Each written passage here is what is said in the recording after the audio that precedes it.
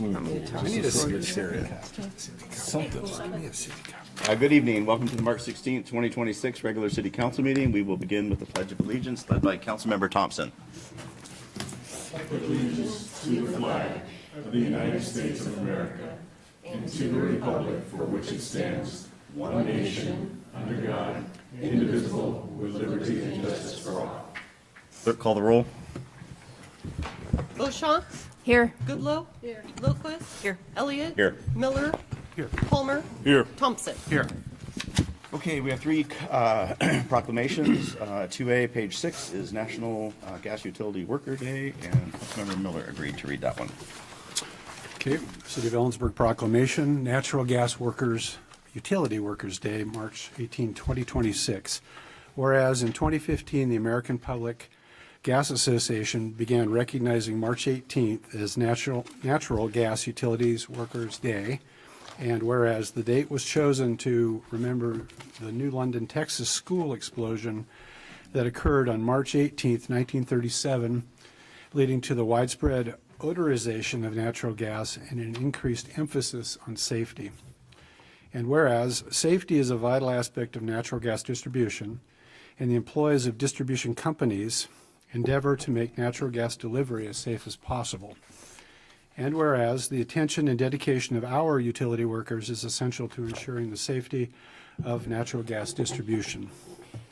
Whereas on Natural Gas Utility Workers Day and throughout the year, the City of Ellensburg recognizes the vital services our natural gas utility workers provide to their community. Now, therefore, be it further resolved that the Mayor of Ellensburg does hereby proclaim March 18th as Natural Gas Utility Workers Day and expresses his appreciation for the gas division staff and their dedication to ensuring safe delivery of natural gas within our community. Signed the 16th day of March 2026. Thank you. And the next proclamation is Transgender Day of Visibility. That's page 7 in the packet. Nancy Goodlow. Whereas transgender individuals have been a part of the fabric of society since the beginning of humankind, and whereas President Barack Obama in his 2015 State of the Union address stated, in short, we defend people who are lesbian, gay, bisexual, or transgender, not because it is the right thing to do, but because it makes us safe. And whereas President Joe Biden proclaimed like never before, transgender people are enlisting once again to serve proudly and openly in our military, getting elected and making policy at every level of government and running businesses, curing diseases, and serving our communities in countless other ways. And whereas March 31st marks International Transgender Day of Visibility, acknowledging and celebrating living members of the transgender community. Transgender Day of Visibility is a day to recognize and center the voices and contributions of our gender-diverse community in our city. Whereas all residents are encouraged to celebrate the contributions of transgender individuals to our community and to work towards creating a more inclusive, accepting, and safer society for everyone. Now, therefore, the Mayor of Ellensburg does hereby proclaim March 31st, 2026 as Transgender Day of Visibility in Ellensburg. We honor their courage and appreciate their contributions to our city, state, and nation, and commit our efforts to make Ellensburg a city where everyone belongs and feels welcome and safe. Thank you. And the final proclamation I will read is National Developmental Disabilities Awareness Month for 2026. Whereas in 1987, President Ronald Reagan recognized Developmental Disabilities Awareness Month to increase public awareness of the needs and potential of Americans who face developmental disabilities and to provide opportunities they need in order to live productive lives and to achieve full potential. And whereas developmental disabilities are defined as impairments in physical, learning, language, or behavioral areas, which include autism spectrum disorders, cerebral palsy, attention deficit hyperactivity disorder, intellectual or learning disabilities, hearing loss, vision impairment, or other developmental delays, and whereas nationally 1 in 6 children between the ages of 3 and 17 have one or more developmental disabilities, and 13% of the population in Kittitas County and Washington State live with disabilities, and whereas Central Washington Disability Resources, located in Ellensburg, is the resource agency for people with disabilities of any age and provides case management, developmental disability support groups, therapeutic swim programs, skills training, counseling, assistance with housing, attendant care, advocacy, and whereas the mission of Kittitas County Developmental Disabilities Advisory Committee is to foster an inclusive environment that supports residents with developmental disabilities and their families to participate and contribute to all aspects of the community. Now, therefore, the mayor does hereby claim March as Developmental Disabilities Month and encourages community members to support local agencies such as Central Washington Disability Resources by volunteering and finding ways to serve, promoting inclusivity in schools, workplaces, and community events, and engaging with persons with disabilities and listening to their life experience. And that was signed on March 16th. Okay, we'll move on, and we have no awards or recognitions, so before we move to approval of the agenda, is there anybody on council or in the audience who wishes to remove something from consent agenda and move it to the regular agenda? See no one, we need a motion for approval of the agenda. Mr. Mayor, I move for approval of the agenda as presented. Second. Motion second to approve the agenda as presented. Is there any discussion? Hearing none, all those in favor signify by saying aye. I too will vote aye. Opposed?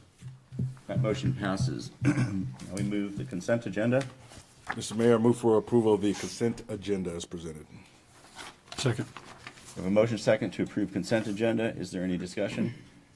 Hearing none, all those in favor signify by saying aye. Aye. I too will vote aye. Opposed? That motion passes. We move to item 6A, page 24 in the packet. This is the 2025 Police Department Annual Report.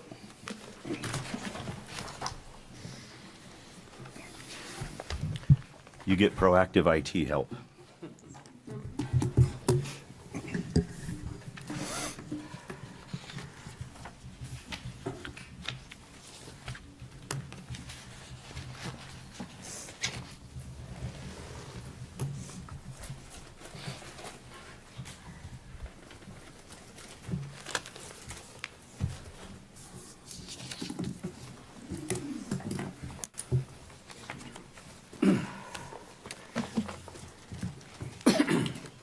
Good evening, Council.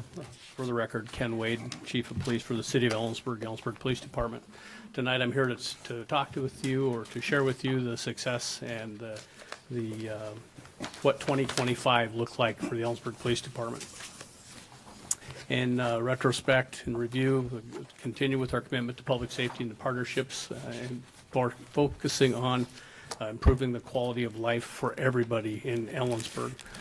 By developing innovative programs to reduce crime prevention, employee alignment through hiring, promotions and training, educating our community through improved communications and presentations, refining and utilizing data to effectively guide our work and to build partnerships in our communities. First off, I'll start with the awards. The awards that were administered for 2025 was first the Chief's Award, which is selected by me, the Chief, and Dr. Eliane Carr was selected for her management and development of our crime prevention and quality of life programs. She's brought a whole new perspective to policing in Kittitas County and specifically in Ellensburg, and we value that and we benefit from it every day. The Patrol Partner Award, this one is very important because this award is selected by the other officers.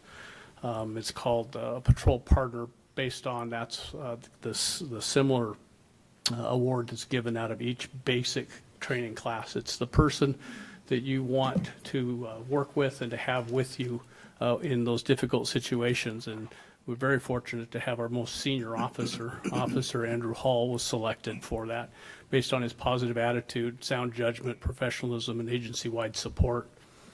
The Officer of the Year award was Officer John Heinmarch was selected.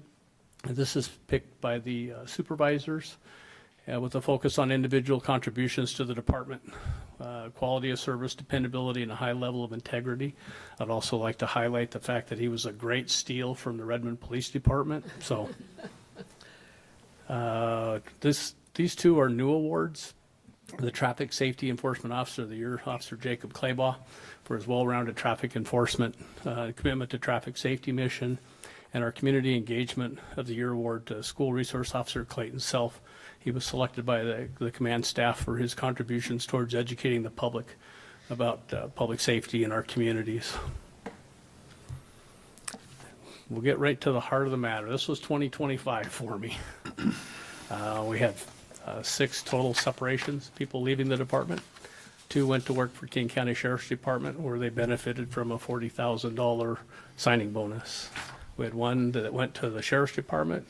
1 of our civilian staff went to the Yakima County Sheriff's Office to begin her career as a deputy.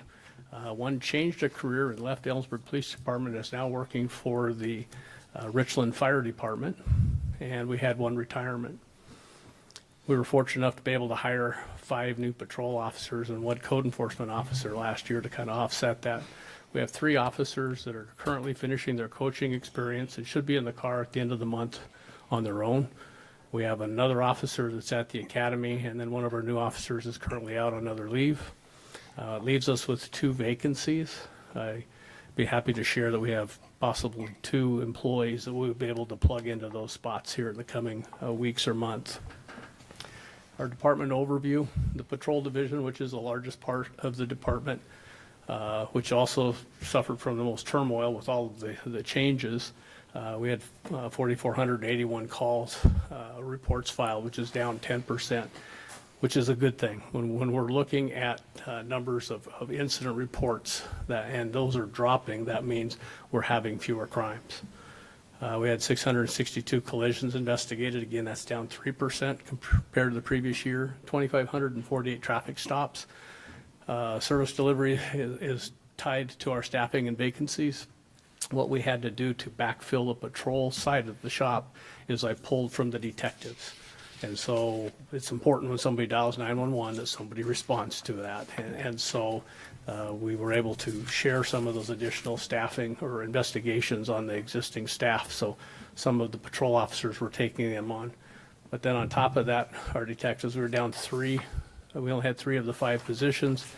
And I wound up suspending, because we couldn't sustain the manpower, our targeted crimes, the most proactive anti-crime unit. We were able to rotate people through to fill in when we had needs, but I couldn't staff it for the full year because of our shortage. But those 3 detectives handled 222 calls or cases.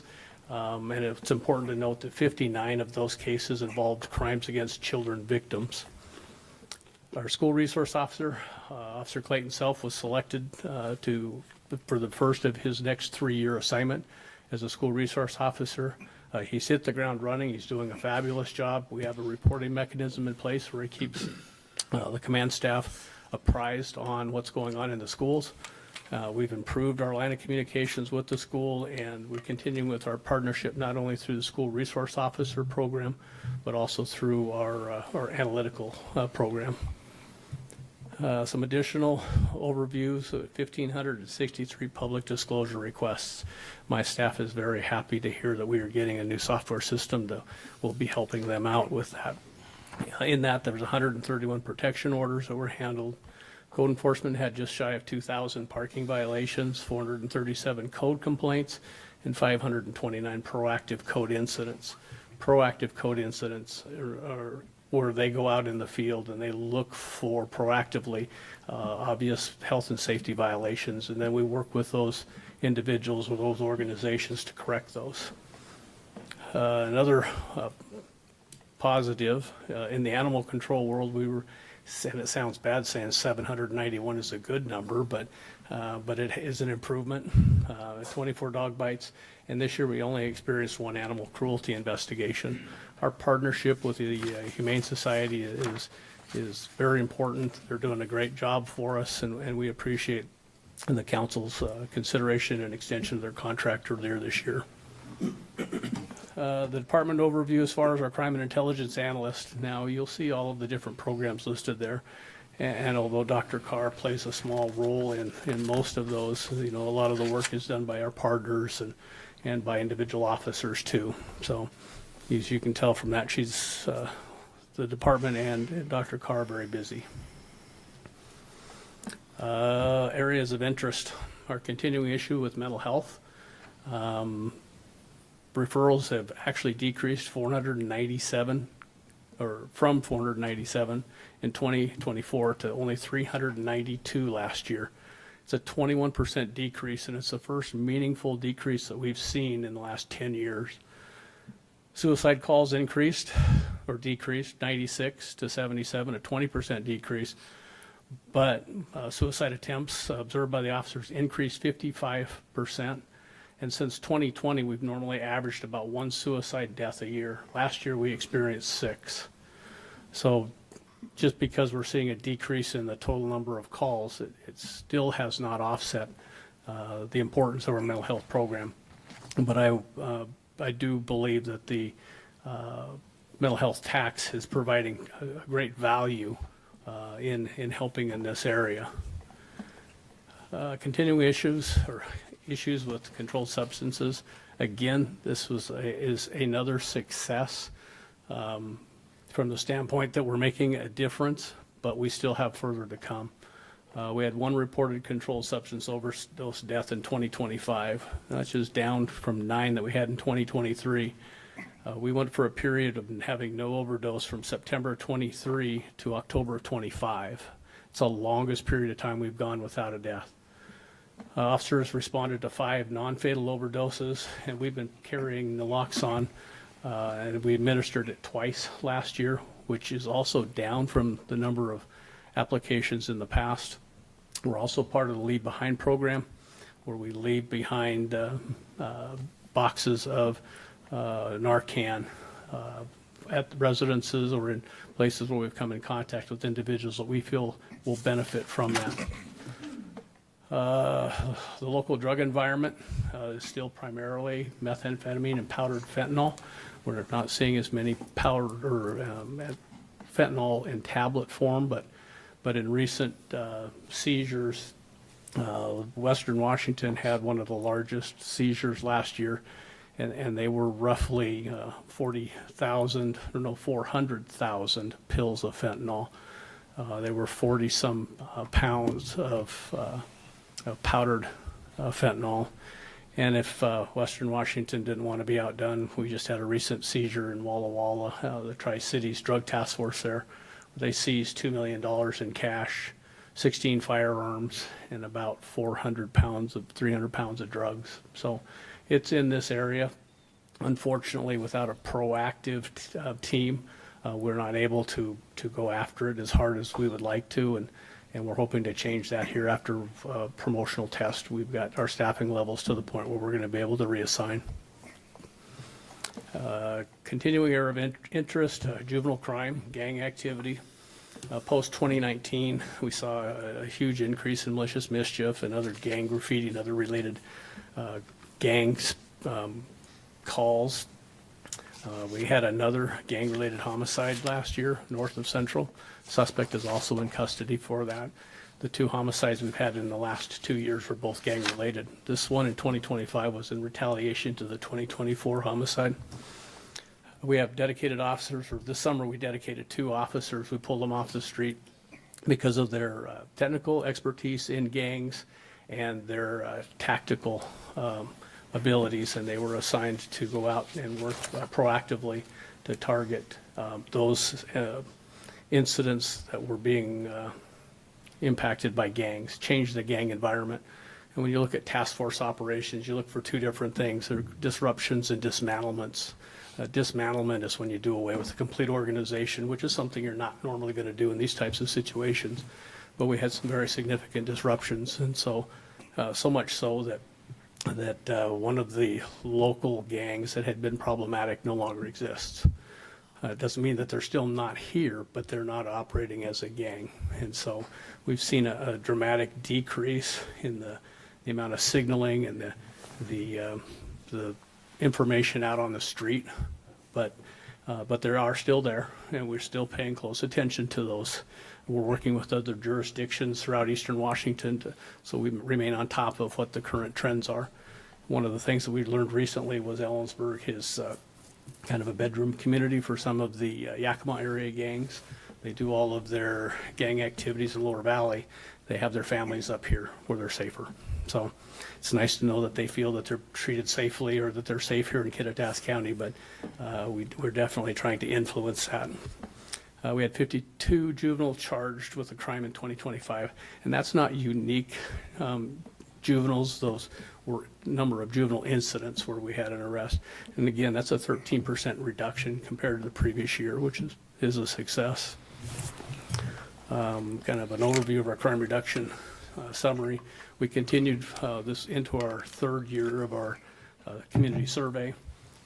It was completed at the end of January. It's still being developed for and reviewed by Dr. Carr, so we can take a look at it. Some of the things that we were able to determine out of early review of it is I still have a lot of work to do. You know, communications with the community, I need to improve that beyond our Facebook and periodic reports. We continue to struggle with effective messaging to all segments of our community. Although we have a strategic communication plan, our staffing priorities, our current workload and employee development has hampered our implementations of it. And the bulk of our non-Facebook messaging is being handled by a small contingent of staff. So we're looking at ways of improving that. And with the new officers coming on board, we should be able to start focusing in some of these other areas. We're currently getting ready to implement a new computer program that will also help with our messaging to the community and being able to provide more timely, accurate information to the community. Crime reduction program summary, the graffiti abatement program. It's a program to remove graffiti, imagine that. In partnership with the Morning Rotary, we did 45 locations were cleaned up in 2025. Our Handle with Care program. This is a program where when officers come in contact with individuals, with children that may have experienced an adverse child experience, a referral is made to the schools. It's a national program, but we have taken it and added some features to it. As you can see in the age distribution,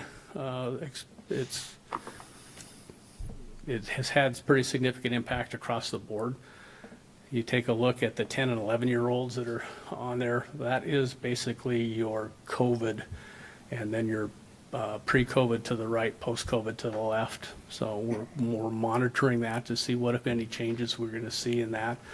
That we're focusing on the 6, 7, 8, and 9-year-olds right now, trying to get a better understanding of why we're seeing those numbers peak so rapidly.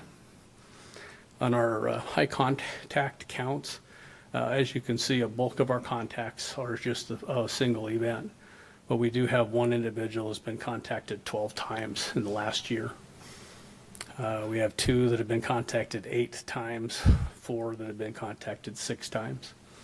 In 2026, our focus is on domestic violence, and as you can see from our top 10 contact nature, that's had the greatest impact on juvenile crime and juvenile victimization in our community, followed closely by our welfare check calls, harassments, assaults, child assaults, and et cetera. We had a total of 566 Handle with Care contacts with 379 unique kids. And kind of an explanation of how we've expanded our program. The top bar is age, and then the school notification is the part of the Juvenile Handle with Care program, where every time we come into contact, we notify the school that a child has been involved in a potentially traumatic event, an adverse child exposure. They're not told what it's about. They're not told what the relationship there is, but the schools are provided training on how to address it with the child, to watch out should the child have an outburst, to be cognizant that this young adult or this child is going through could be going through something significant in their life, to be there for support.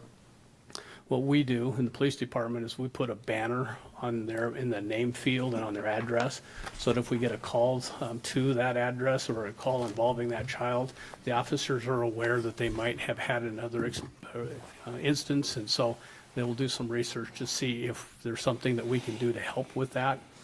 You'll see that for the 10-year-olds to 14-year-olds, we're working with a Strengthening Families referral. It's a training program to help parents become better parents. We're working with mental health referrals through comprehensive mental health and through the community health, or community mental health up at Central. 5019 referrals, Peers Rising referrals, the Why Try educational program. We're also working closely and doing referrals to the Thrive Mentoring Group. And then we have what's called, for no better term, our community differentiated support. And what that is those unique situations where there's not really an organization set up for this. In one instance, recently, we had a youth who was aging out of foster care, and he had been told that he needed to make arrangements when he turned 18 to be leaving the current foster situation. Became burdensome for him. We were able we came across him in the course of our work. We noticed we started seeing more and more contacts with him. We were able to work with him and through the school district to identify what the problem was, and we're currently working with Hope Source and see if we can't get him in some of the youth homeless services provided. So that we run across instances where it may be a family funding situation, where family may be need of food, maybe need of additional resources, and in those instances, my sergeants have a card which they're able to help the families out with. So when we say the differentiated support, that's our catch-all. That's if the other ones don't really fit, then we try to work that out. Other programs, our high-density residential project, that continues to be successful. We have gone back and looked at the first organization or the first apartment complex that we worked with, and the numbers are still about 20% of where they were 2 years ago. So it's had a long-term impact. Community education videos, which is what Officer Clayton Self was awarded for. We continue to work on those and put those out. Challenge we're running into is that they're about 4 or 5 minutes long, and in the social media world, that is about 4 minutes too long. So we're trying to develop some better strategies for that. Our community health and safety experience, our CHASE program, it's a partnership with Central Washington University. We had 7 students that got into the program. We had one that got hired by another organization, so she didn't complete the program. We've had one that has left, and the others are doing an outstanding job. They're all set for their to successfully complete, and had one person that has asked if he could participate a second year with us. This community health and safety was set up to also help those that are not attending Central Washington University. And we've had 2 people that have come forward after hearing about how the program is working at the university. They're non-students, and they've asked to participate. And so they will be brought into the cadre. They'll have to go through the same application process, but we hope to be able to bring them on too. One of them is a local youth or local young adult, and the other one is out of Yakima who wants to drive up for it. And then we have our community impact notification program. You've heard me speak to this before about our alarm calls and some of these others where see high numbers, reach out to work one-on-one with the individuals. And I can tell you last year we were 109 fewer calls, a 26% reduction, by the simple fact that I sent out about 15 different letters pointing out that there were problems and offering solutions. Other programs, our reserve program is still alive. I can't say it's alive and kicking, but it is still alive. We have been hesitant to expand the program because of legislation that had kind of flip-flopped on what they were going to allow for us to do with reserves. But after this past year, it looks pretty solid. So we will probably run a reserve class starting this fall in conjunction with the Sheriff's Department. Our ALPR reader program, which has gotten a lot of attention, not just ours, but across the nation. We have a contract with Flock for 13 cameras citywide. During 2025, our monthly average of vehicle volume was 1.2 million vehicles. That's around 300 unique vehicles each month. This tool is extremely valuable, and it was key to helping us solve the abduction of, or attempted abduction of 5 different individuals in Kittitas County, specifically in the city of Ellensburg. And then I have a note that as of the writing of this or preparation of this, the legislature had proposed some restrictions. The bills have made it off of the floor and have made it to the governor's office. We're waiting for the governor's signature.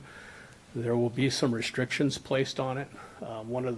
We will have to move one of our cameras. The legislation requires that it can't be in certain locations, and schools being one of them, which was very frustrating for me because that was probably the leading reason why we moved forward with this program, because Yakima Police Department was able to solve a child rapist call or a series based upon having the ability to monitor a specific vehicle after he was observed abducting a child.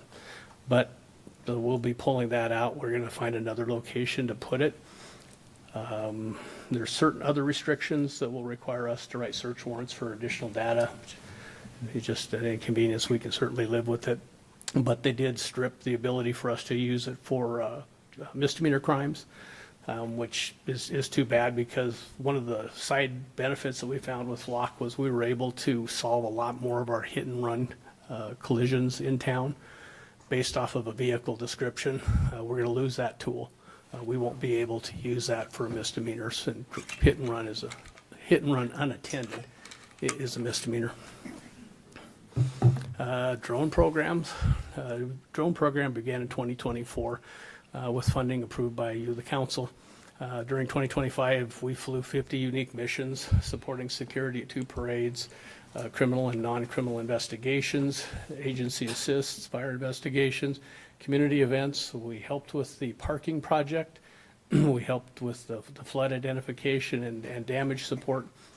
And we also assisted in the manhunt for Travis Decker, a father who murdered his 3 children in Chelan County. In 2025, we had nearly 33 hours of flight time and involved 118 individual flights.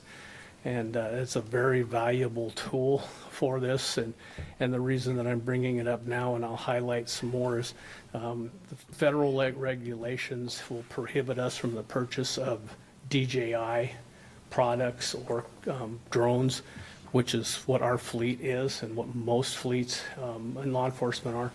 So as ours age out or break down and we're no longer able to support them, we will have to come back to you for additional funding, because we anticipate their costs are going to change from about $5,000 to $7,000 to probably $17,000 to $20,000 per drone.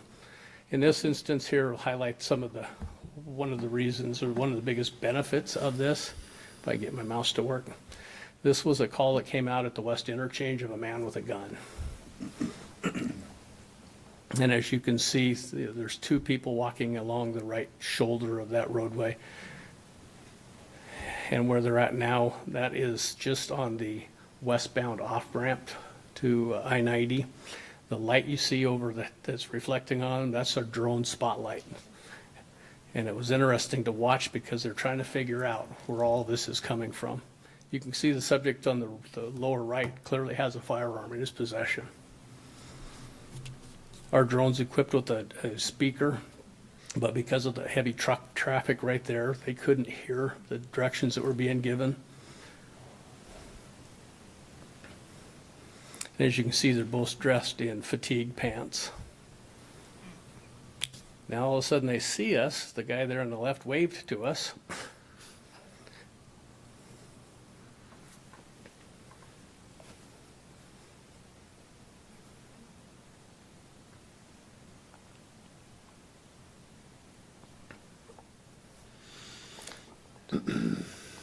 So this allowed us the ability to separate the individual from the firearm. And this changes the whole dynamic of a traffic stop or a contact, because we now have an eye on them. We've had them put the rifle down. Now when the officers make contact with them, they're not coming up with their weapons drawn and pointed at the individuals. They're coming up, they're able to make contact with them, they're able to keep it de-escalated, they're able to explain what's going on. And what we found out was that was not a real functioning gun. It's an airsoft rifle, but you couldn't tell it.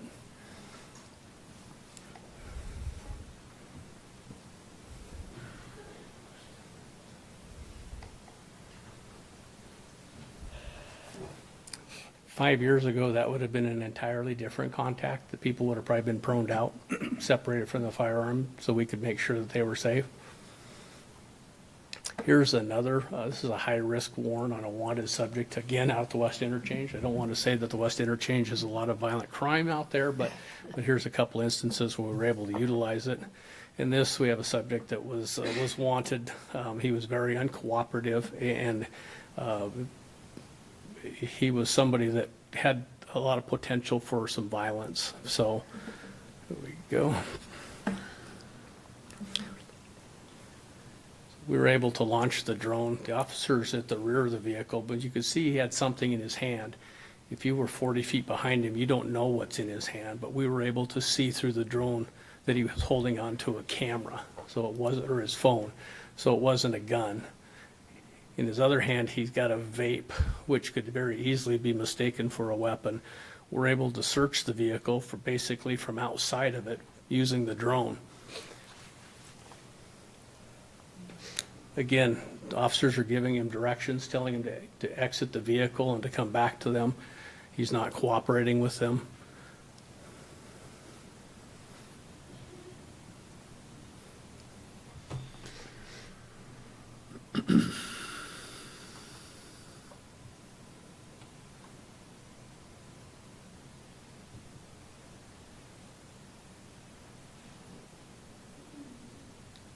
You know, taking him into custody is only the first portion of a contact with the subject in a vehicle like this. Now you have to make sure that the vehicle is clear and that the vehicle is safe.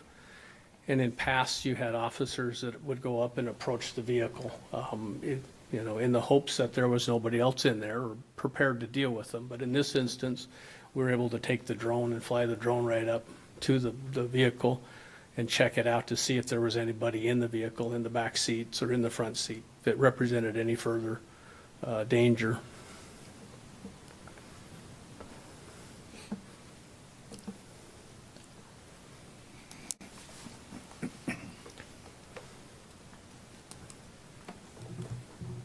So again, these are some of the benefits to our drone program.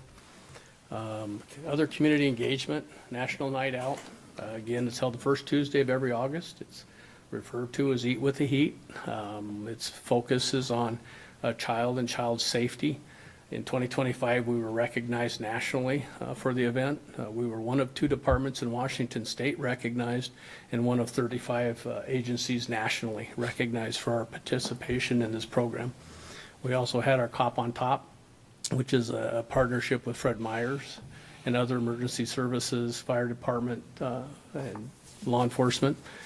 We were selected this year for what's called the Circle of Honor for our continued participation in special events or Special Olympic events. And that's not just for our Cop on Top, but it's the historic, long-running commitment we've made to the Special Olympics.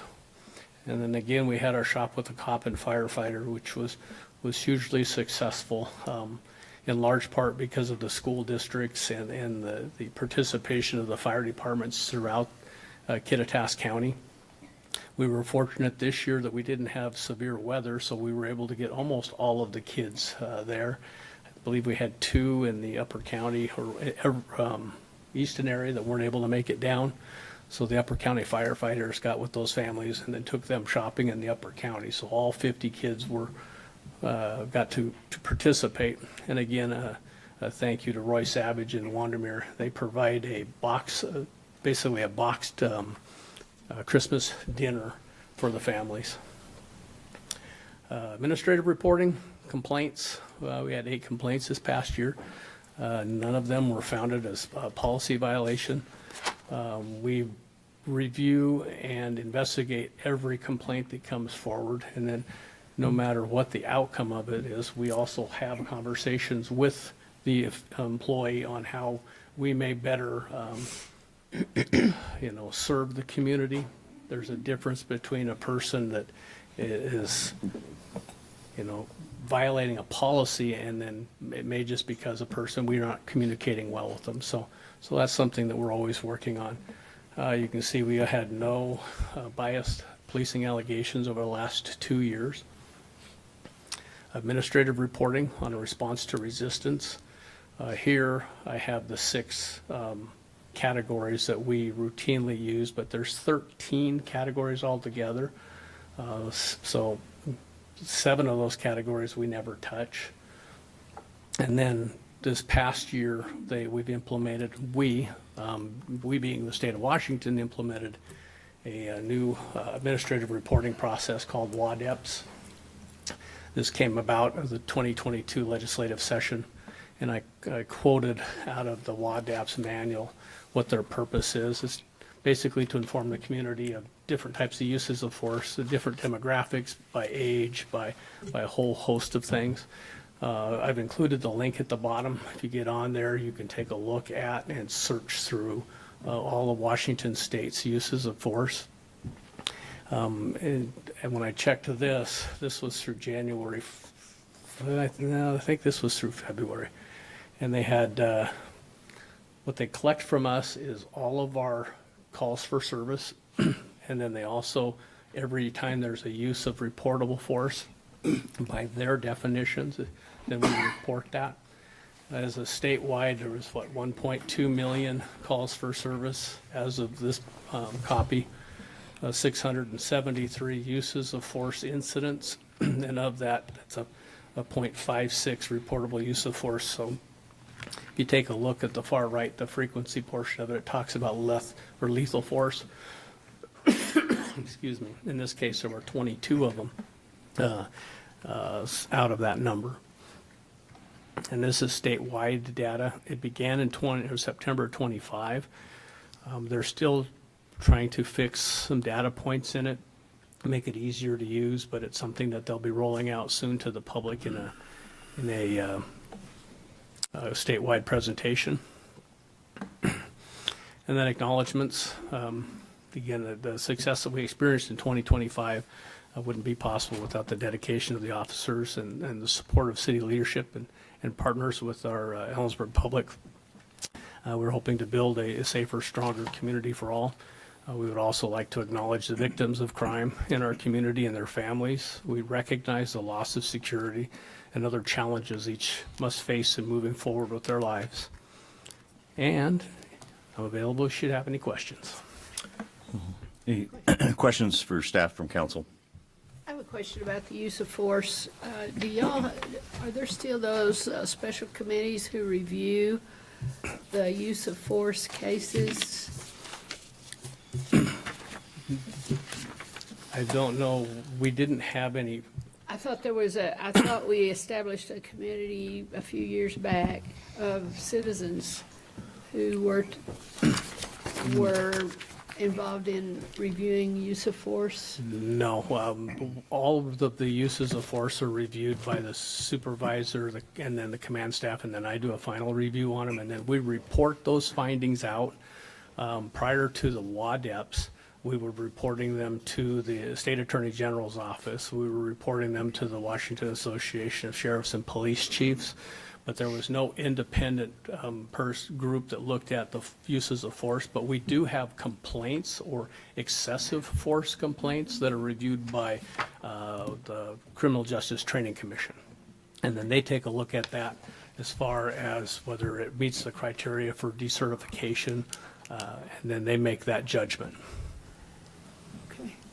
Not sure what I'm thinking about. Go ahead, Delano. Chief Wade, as always, thank you for the wonderful work you and your officers do for our community.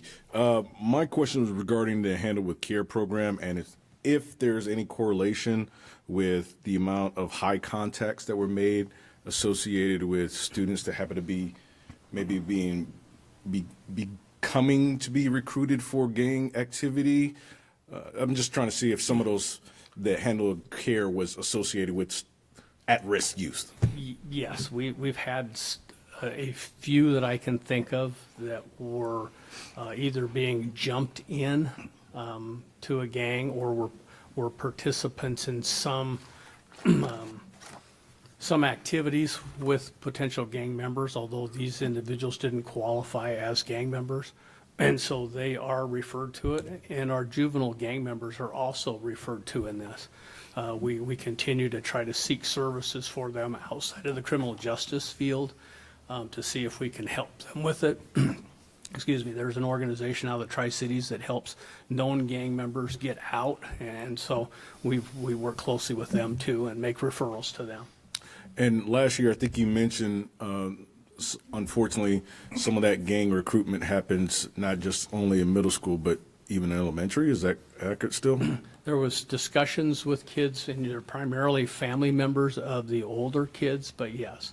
And the middle school is still the largest recruitment area or facility for gang activity. But we have seen a pretty substantial drop in that. Excellent. Thank you, sir. Any other questions from council? Yeah. Hey, Chief. Again, thank you for everything that you guys do out there.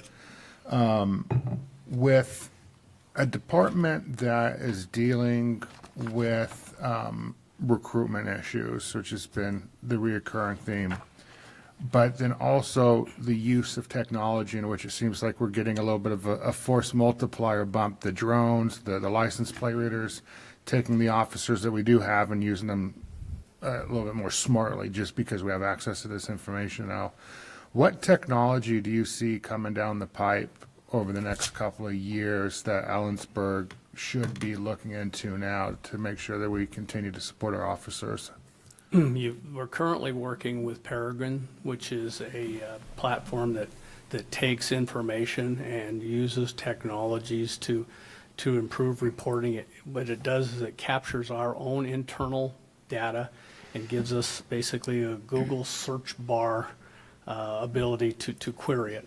And so it will also help us build, by saying us, I mean everybody from the patrol officer and their needs for crime data and in a call that they might be handling to my requests where I need to generate crime statistics and take a look at efficiencies and staffing. And Peregrine provides all of that to us. We are working with them today. We had our kickoff meeting. Our hope is that we'll be able to get some of the other agencies to sign on to a data sharing agreement that would allow us to also be able to integrate their information in the development of these crime response technologies that they give to us. It has the ability to plug in, there's an organization down in the Tri-Cities. All the Tri-Cities agencies have used it, but they plugged in their payroll for the police officers so they can tell you how much an individual call costs the city of Ellensburg. So in time and so those are the types of tools I think you're going to see. Okay. It's interesting because I've been doing this for 38 years, and something that has kind of changed in like the last 6 or 7 years is how every time there's a new technology, it's looked at as if law enforcement is trying to use it to take advantage of a non-violent offender or a non-offender, which is certainly not the case. We're certainly trying to look for tools that will help us be better and more efficient. But if you listen to the rhetoric you hear on TV, they're talking about, well, police are out to do this and police are out to do that. You know, anybody that spent any time at all recognizes that we're just the enforcement for the legislative process. And so trying to find solutions to help us with our messaging is not unique to us. Most of the police agencies in the nation are the size of the Ellensburg Police Department. There's very few Los Angeles PDs and Miamis and these organizations that have their full staffing for presentations. And so I think you will start seeing more tools that will help push out information to the communities. We try to take back some of the messaging, kind of clean it up a little bit. Thank you. Anybody in the audience wish to make a comment or ask a question? Online? Thank you, Chief. Thank you. Item 6B, page 34 in the packet, is an invitation to the passing of the laurel ceremony. Excellent. Good evening, Mayor and Council. Heidi Byrne-Sternaway, City Manager. Kelly Vandenberg, our Arts and Economic Development Manager, is not with us tonight, and so she wanted to pass along. April is Poetry Month, and there's a passing of the laurel from Marie Marchand, our former Poet Laureate, to Sarita Dasgupta, and that's happening on Saturday, April 18th from 5 to 6:30 p.m. at Gallery 1. So we'll get more information out, and that's all I have. Okay, thank you. Is there any comment on that? Okay, we'll move to public comment on non-agenda items.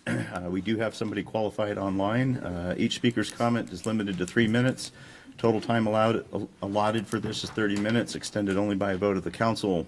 Speakers cannot identify themselves as candidate for elective office or make any statement which assists, discuss the campaign of a candidate or elective office or a campaign issue that's on the ballot.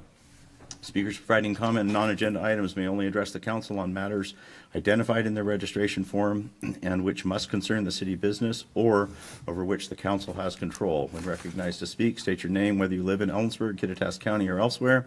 State whether you're representing yourself or others and the topic that you wish to speak to. Speakers are cautioned not to engage in conduct that disrupts, disturbs, or otherwise impedes the orderly conduct of the council meeting, and please note that we typically will not respond directly to the comments, aside from maybe pointing you in a direction. And Mr. Kelleher, pool first, recognizing that the pool roof is on the agenda, correct? The pool roof is on the agenda. Yes, it's on the agenda. Didn't know that. Thank you, Mr. Mayor. Pat Kelleher, Ellensburg.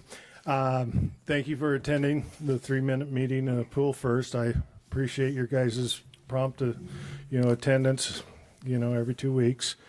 I'd like to cover some items that were covered last Pool First meeting. One was a financial statement that was given by staff, and the maintenance bond was annotated as pool, just had pool after it. So it gave the appearance in the financial statement that the $165,000 M&O bond was for the pool. Well, a third of that was spent in capital improvements for the pool. So really, your yearly cost to retire that bond is $50,000 a year for the pool. The other thing was the age of the pool. Having swam in both pools, there used to be a pool there years ago that didn't, I know most of you new to the valley, so you probably don't remember, you wouldn't know about that there didn't used to be a roof on the pool. But the contour of the pool's the same, and the maintenance area to the side is the same. So I imagine a lot of it was retained when the roof was put on there, and I remember going off starting blocks, when I was 6 years old. So the age of that pool is over 60. It's and it's been well loved at its present location for over 60 years. Money. Oh, and then just your money situation. Yes, you have $90 million that you invest. You can get $3 million of interest on other people's money. Some of that's restricted, but you do have $20 million in your reserve fund that's unrestricted that you can just stroke checks for. So money's not an issue to you. Thank you very much. Joylyn Schneider. Hi, Joylyn Schneider, Kittitas County, and I'm representing myself. I wanted to come forward and ask actually that the city of Ellensburg do a bit more for Christmas.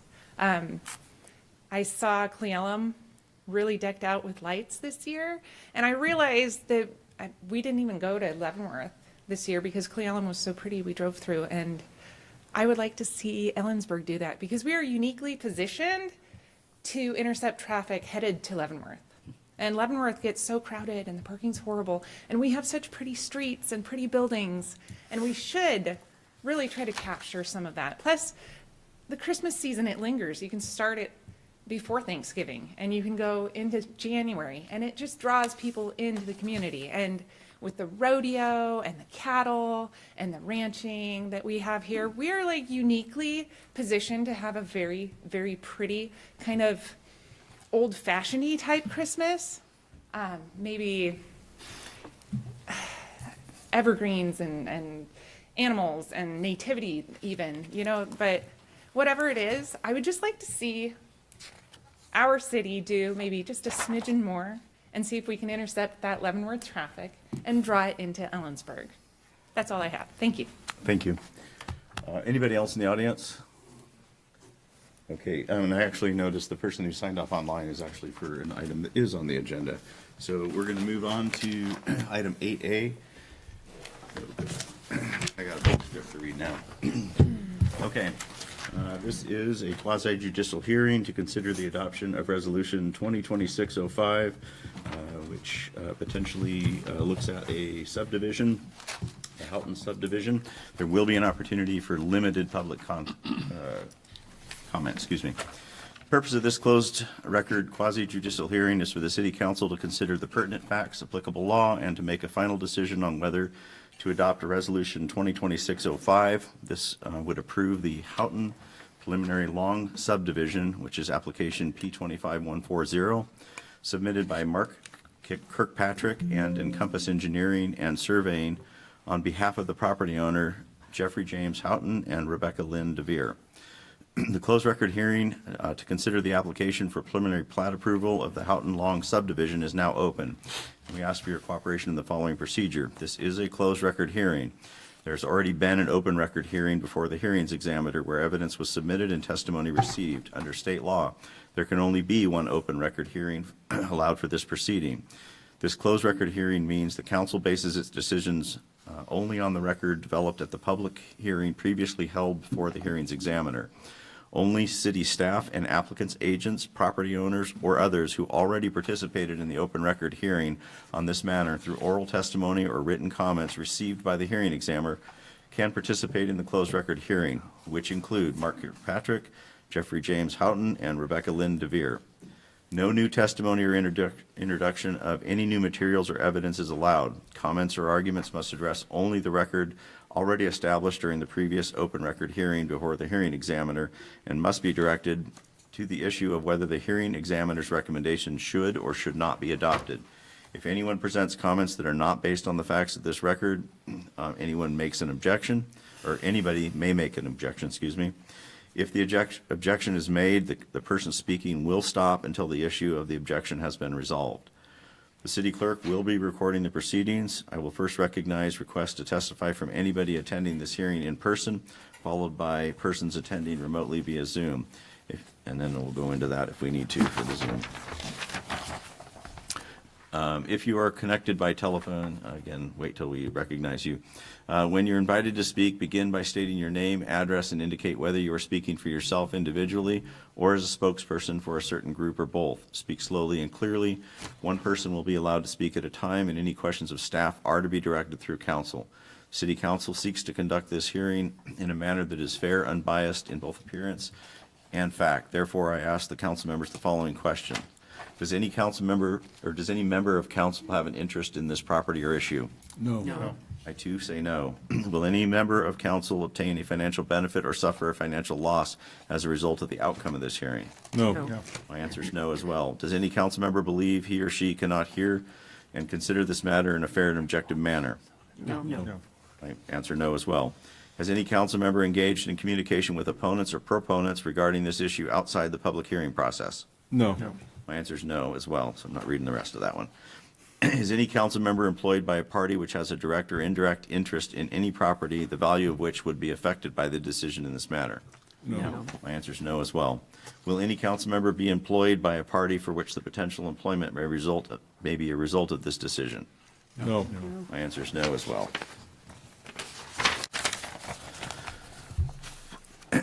Is any council member a member of or involved in such associations or organizations, whether formal or informal, which takes a position on this application? No. No as well. Is there anyone present at this time who objects to my participation or any council member's participations in this proceedings on appearance of fairness grounds? Nobody in the audience has indicated. Nobody online? Okay. Okay. Before we hear from the audience, is there a staff report to be presented?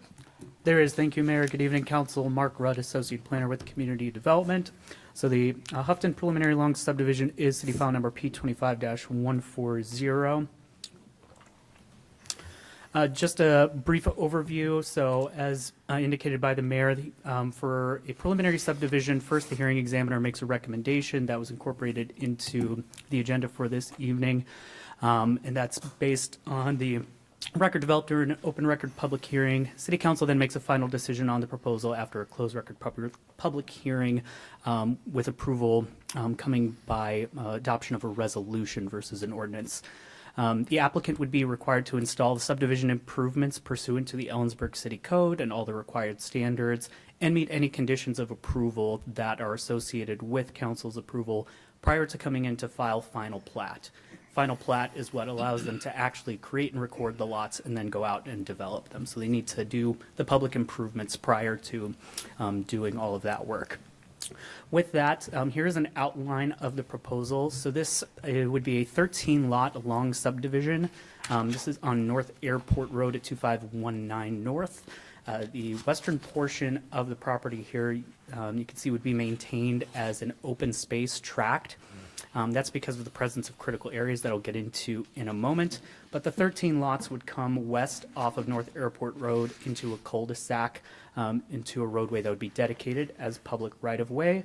This is a site plan profile view showing the location of the improvements that they would make as part of this. So you're seeing the presence of sidewalks with buffering here.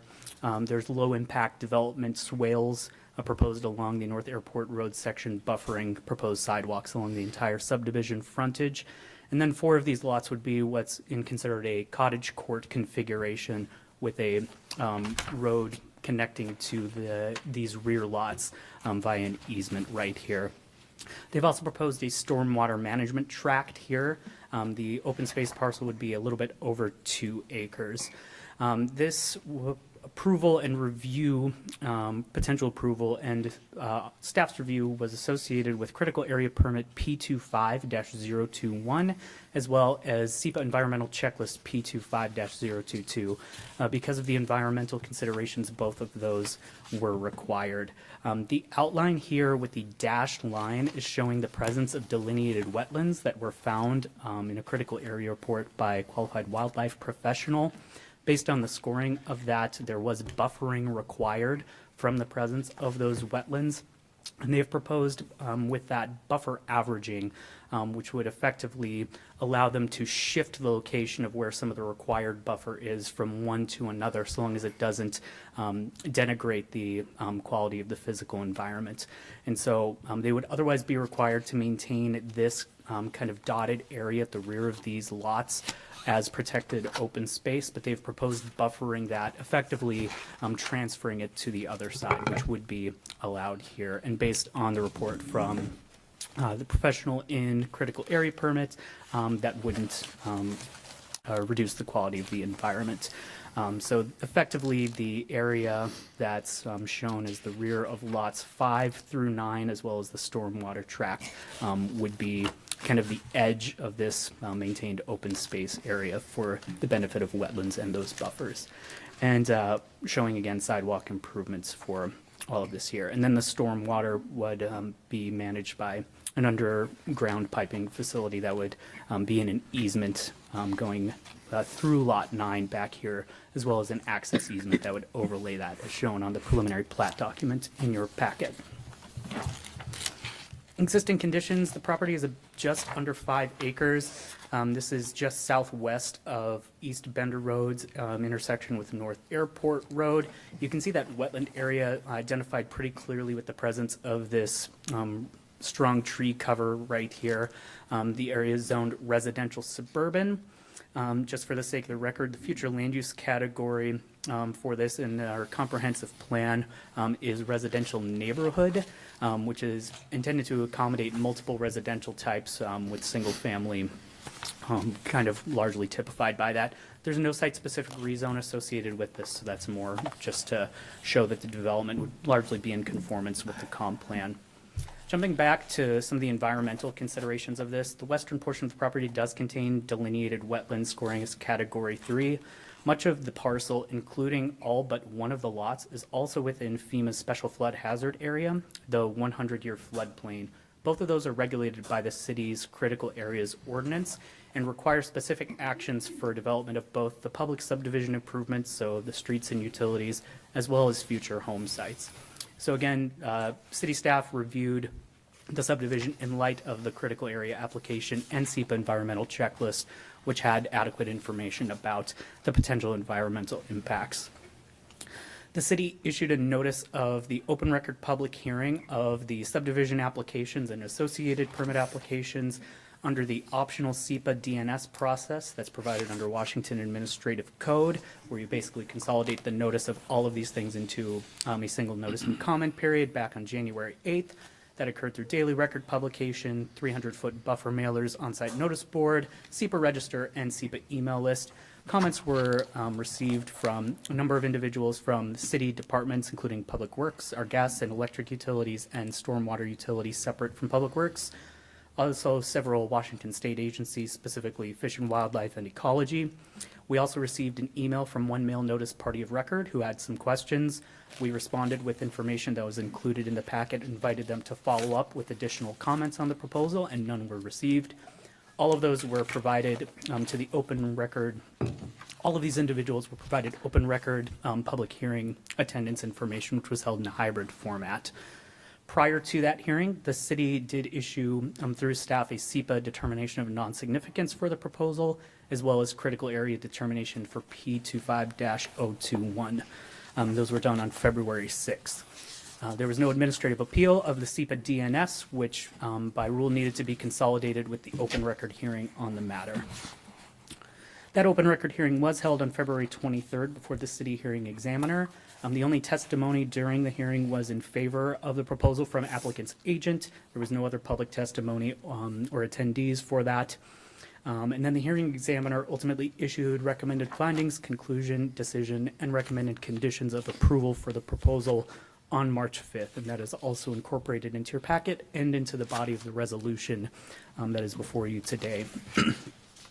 Council may approve with conditions, or deny a subdivision application based on conformance with the criteria. I apologize, but I would like to read through these just for the sake of the record. Number one would be that the preliminary subdivision would conform to all applicable zoning standards as set forth in the LDC.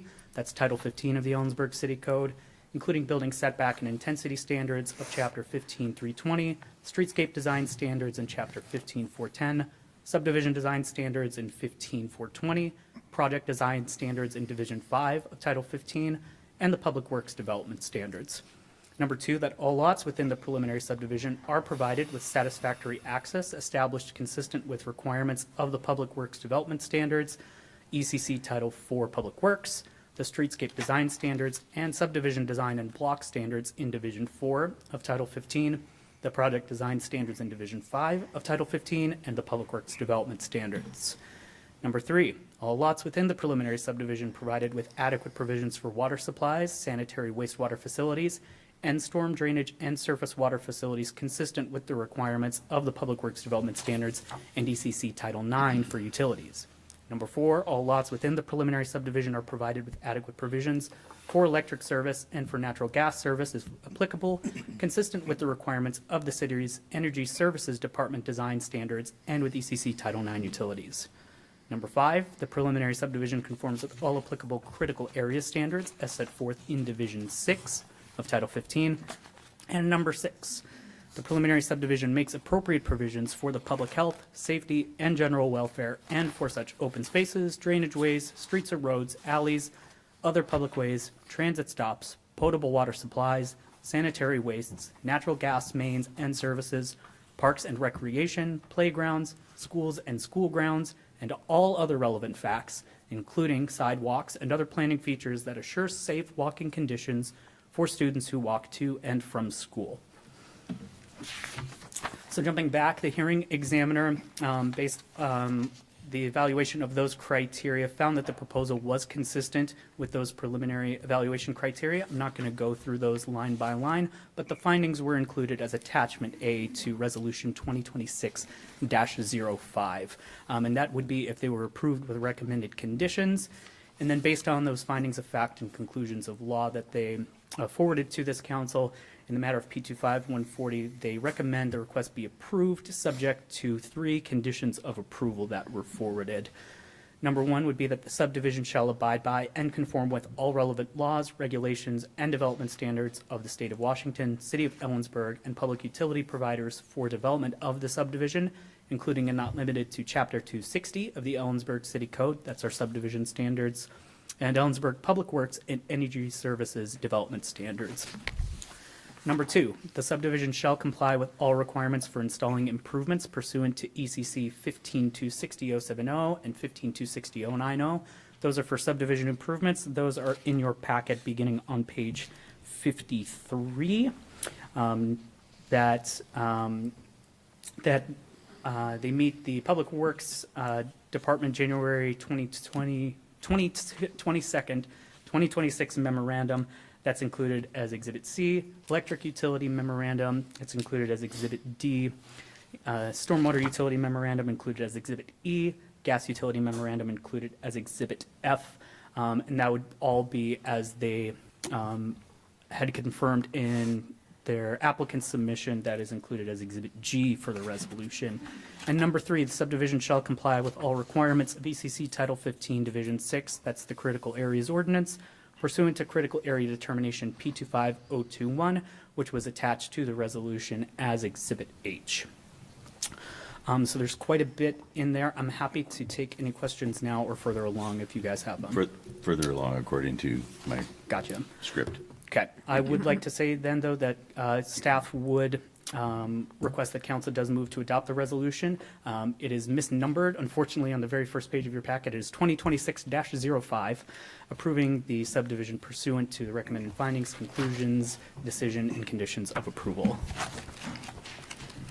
Thank That's you. all I have. Is the applicant's agent or applicant present or online?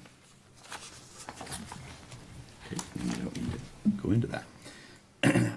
Do any of the people who testified before or who have provided written comments to the hearing examiner have comments or arguments they would like to make at this time? Does the staff have anything to add? And I'm assuming the applicant doesn't. Council, do you have any questions of staff or the applicant? It may be in here, but I didn't see it. So they're required to protect the open space critical area parcel. Who is required to do that, or how is that done? In perpetuity, who is assigned to be responsible for the care of that parcel? Thank you, Counselor. In the narrative submittal, which is attached in Exhibit 1.27, that will be on page 157 of this evening's packet. That was the narrative submittal with the original application where applicant, as part of their submission, has stated that a homeowners association will be established that will be responsible for permanent maintenance of that open space tract as well as the stormwater management tract on there. Okay. And for future purposes as well, when they submit for their final plat before the city will sign off on that, which allows them to record, create the lots, sell, build, they're required, if they are forming an HOA, to submit the HOA documents to the city for review as part of that as well. So that would be an opportunity for the city to ensure that, as submitted, that those will be maintained within their homeowners association as it gets established. And do we have a mechanism for following through with that? It's my understanding that some of the stormwater tracts that have been the responsibility of homeowners association have not carried through with their obligations as in the past. So, Mark, I can take that one, and that's actually a code enforcement mechanism. Okay. He was ready for your question. That was- Yes. You, I Anybody mean, else? You Questions? knew what page that was. It's right here. Okay, before closing the public hearing, wish to advise everyone present, the council reserves the right to reopen the hearing for additional questions and take additional comments later tonight or at a continued hearing if needed. Public comment of this portion is now closed. Council may begin its discussion and deliberation. Mr. Mayor, I move to adopt Resolution 2026-05, approving the Houghton preliminary long subdivision pursuant to the hearing examiner's March 5th, 2026 recommended findings of fact, conclusions of law, decision, and conditions of approval. Second. We have a motion second to adopt Resolution 2025-06, which approves. 5? 06. My bad. 2605. My bad. 25. 2025-05. 2605. It's on the, It's right here on the it's on the resolution. top there. 2026-05. Okay. Approving the Houghton Resolution preliminary long subdivision pursuant to the hearing examiner's March 5, 2026 recommended findings of fact, conclusion, law, decision, and conditions of approval. Any discussion? Hearing none, all those in favor signify by saying aye. Aye. I too will vote aye opposed. That motion passes. Item 9A, page 203 in the packet, is second reading of ordinance 4981, amending the Ellensburg City Code, and adoption of resolution 2026-06 regarding community development review fees. And there will be an opportunity for public comment. Good evening, Mayor and Council. Dan Carlson, Community Development Director. For the record, this is an update to our community development review fees. Council conducted first reading at its last meeting on March 2nd. State law allows us to set reasonable review fees to cover the cost of our development review, our building permits, and our planning permits. Our current fees were adopted 12 or 13 years ago and haven't kept pace with the development review costs, meaning that the taxpayers cover more of that development review. So in order to fix this, staff is proposing an update to the community development fees. Ordinance number 4981, which is before you for second reading tonight, would remove building permit fees that have been codified in Title III, and it would amend the Ellensburg City Code by creating a new section 2.42 that refers to a separate resolution for those review fees. And then also before you tonight is resolution number 2026-06, which would adopt the new fees, which are set at, are intended to capture 90% of that cost recovery for those reviews. And the idea with this would be that we get this current by switching to a resolution. We're able to adjust fees more quickly, and then we would update those every 2 years with the budget adoption so that we keep pace with that. The fees include 3 categories of new fees. There is the new construction fees, and for that we're adopting the ICC building valuation data table and establishing a multiplier. This fee would include plan review and inspections. The fee covers the entire structure, so it's not one where, there's a base fee and then you're adding fixtures or windows or you're adding or appliances to that. This would be one fee that covers the whole building. Addition or remodel could be that is essentially a standalone building onto an existing building can be used. The same formula can be used for setting those fees as well. For the building and land use application fees, we used a method to assign a portion of the indirect costs to those direct costs, and then come up with a permit review rate, which then we multiplied by the average number of hours that each permit application type takes. And we were able to come up with building fees that are in Exhibit A of the proposed resolution and land use application fees that are in Exhibit B of the resolution. One modification that we made to the resolution since the first reading of the ordinance at the March 2nd meeting is we, based on questions from council, and those were on the dais tonight, the updated resolution, it has Exhibit A of that. We've added a line for 3 or fewer windows, and then kept the fee that we had originally proposed for more than 3. So adding a line for those smaller projects so that that don't cost as much for the permit review. So the proposed fees would have a positive impact on the general fund because more of the development review would be covered by review fees. Adopting fees by resolution allows for those to be updated quicker, and we would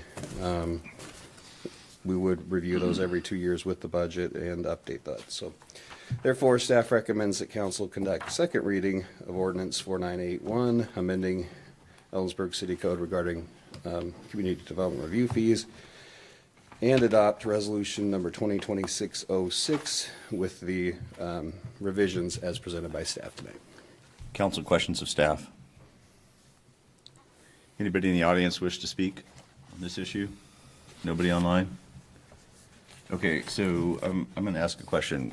We should probably split the ordinance and its ordinance and a second reading and adoption and the resolution, correct? 2 different actions. 2 different actions. Okay, so not one action, and we got it when you say it. It needs to be second reading and adoption for the ordinance. So, council. Mr. Mayor, I move to conduct second reading of ordinance 4981, amending Ellensburg City Code regarding community development review fees. And adoption. And adoption. Second. So we have a motion second to conduct second reading and adoption of ordinance 4981, which would amend Ellensburg City Code regarding the community development review fees. Any discussion on that motion? Hearing none, will the clerk call the roll? Beauchamp? Yes.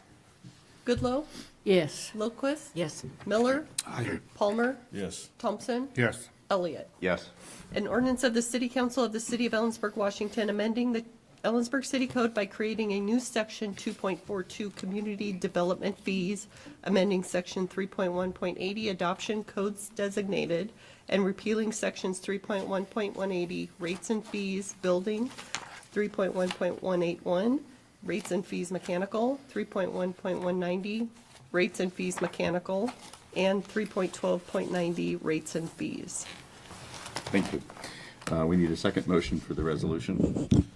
Mr. Mayor, I move to approve resolution number 2026-06, adopting community development review fees. Second. Motion second for resolution 2026-06, which adopts the community development review fees. Discussion? Hearing none, all in favor signify by saying aye. Aye. I too will vote aye. Opposed? That motion passes. Item 9B, page 217.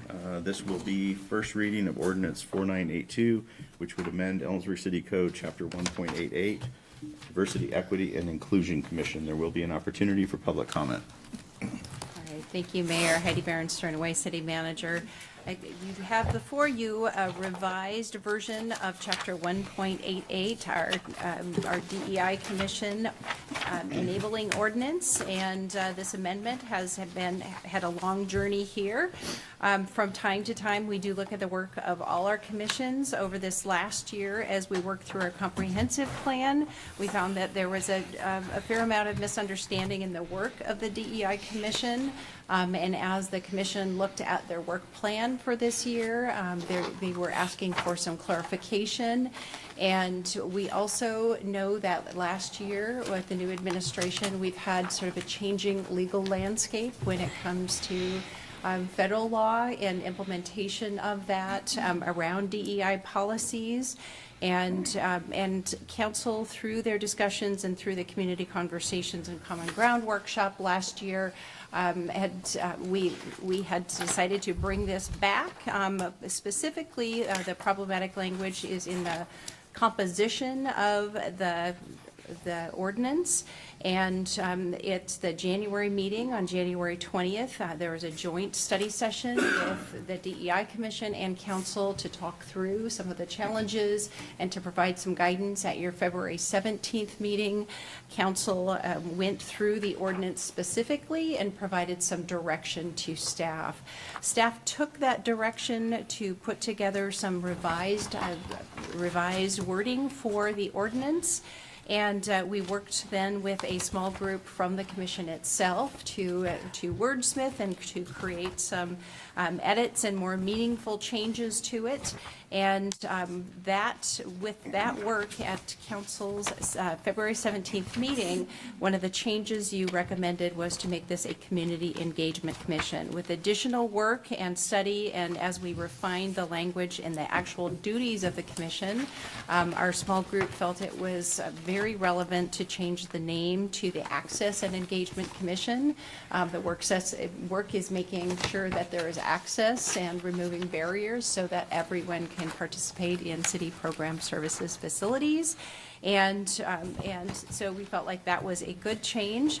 We then took those revisions to the DEI Commission at the March 10th meeting and had a discussion and made some additional modifications to some of the language, nothing substantive. One of the discussion points at the commission meeting was the preference for the naming of the commission. So in the version you have is our original staff version with the edits to the language discussion at the DEI Commission, but we did not change the name at this point. The DEI Commission had actually requested that the name of the commission include the word equity, so equity, access, and engagement, or access, equity, and engagement. Another word that came out through the discussion was advocacy. And so there is still opportunity to change that if council so desires, but the rest of the language and this has been put together again with a partnership with staff and the commission.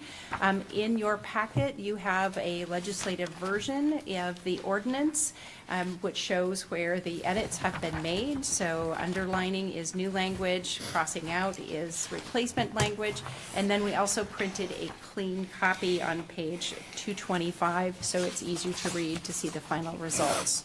So our staff recommendation is for council to consider first reading and adoption of ordinance 4982. Council, questions of staff?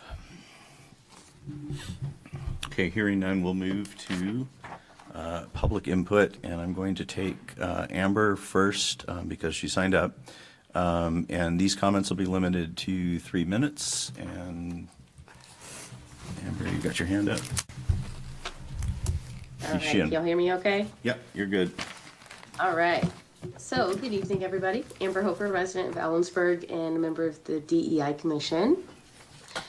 I want to start by sharing, I know you're considering a lot tonight. I know that this has been an ongoing conversation for a while, and I think the majority of the updates are necessary and do help clarify the charge. I do want to share some thoughts on the name of the commission because it's been an ongoing topic of conversation.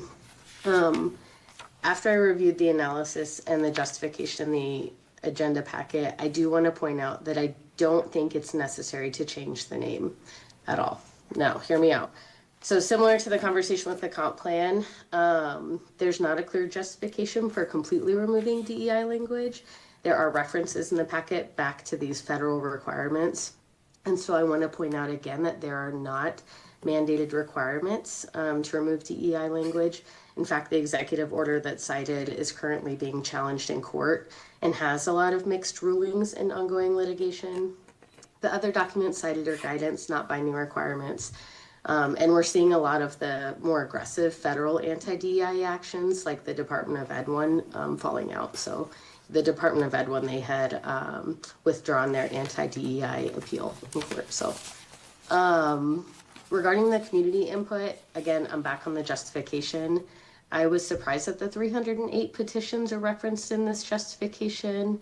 I know that the 308 individuals signed the petition for the comp plan, but thousands of residents participated in the local election, and not one of the council candidates running on the combined platform of opposing DEI were elected.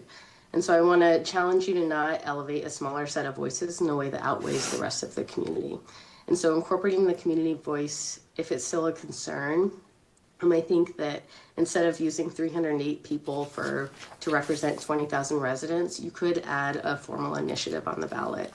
So that said, if you are set on moving forward with a name change, I do think access and engagement is an improvement from a generic title like community engagement, but I do strongly encourage you to incorporate the term equity. It's a foundational concept to our work, and it recognizes that not all residents have the same experiences and the same level of access to opportunity service, and that your thoughtful governance requires you to take those differences into account. So keeping equity in the title maintains clarity for the commission's purpose, and it represents what's outlined in the ordinance currently. So Access, Equity, and Engagement Commission, or simply Access and Equity Commission. Finally, I do want to note that as I was reading Ordinance 4982, the reference to the commission about us struggling to identify priorities feels like a mischaracterization. And I would actually ask that that one is struck from the proposed ordinance, because it doesn't feel like a reflection of or accurate account of our experience. So good luck tonight. Thank you all for listening, and appreciate it. Thank you. Anybody else? I missed her last point. Did you guys track which part she was? Yeah, we'll get to that at the end when Okay. we're considering. What was it? They'll track the They'll track section. it. I don't know. Yeah, I think it's the last sentence in the second whereas. Yeah, we're gonna wait a second. Your timer's off, so hey, Okay. hang on just a sec. I missed it too. I wasn't sure what she wanted to strike. It was something to strike from the ordinance. Okay, we're good now. Okay. Good evening. My name is Candace Comfort. I live in Kittitas County, and I'm representing myself. As a citizen who is involved in the community in a multitude of ways, I like the name Community Engagement Commission for the commission's new title. It speaks to having everyone involved in making the community a better place. I think we can draw on each other's strengths when more than a small group comes together, and that's a beautiful thing. It means the entire community is represented and no one is left out. When we have community engagement, it builds on what is already good about Ellensburg. Upon listening to the DEI Commission's last meeting, I learned that they would like the new title to be the Access, Equity, and Engagement Commission. I believe adding equity into the name will continue to be a divisive point, and now is the time we have an opportunity to heal. I know people of both viewpoints would like to see the gap in Ellensburg close and to move forward in a positive direction. So I propose a compromise. I would ask that for the good of people of both persuasions, council vote to rename the commission to the Access and Engagement Commission.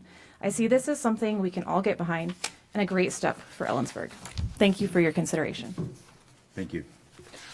Anybody else wish to speak? Yes, ma'am.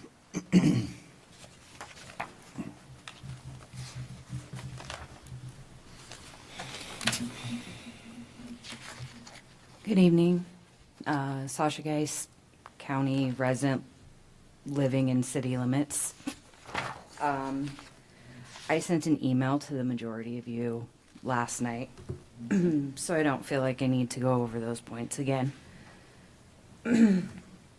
For me, allowing the walking back of DEI is allowing a foothold to people who are a small minority in our community and gives them a disproportionately large voice. Instead of raising standards and moving us forward, this drags our community all down and backward.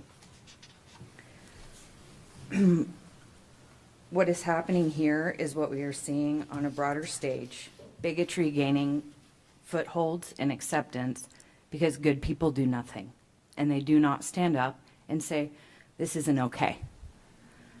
So I would just like to leave with a quote by Mary McLeod Bethune. If we accept and acquiesce in the face of discrimination, we accept the responsibility ourselves and allow those responsible to salve their conscience by believing that they have our acceptance and concurrence. We should therefore protest openly everything that smacks of discrimination and slander. Thank you. Thank you. And Mr. Mayor, when you decide to take it, there's one more online as well. Okay, thank you.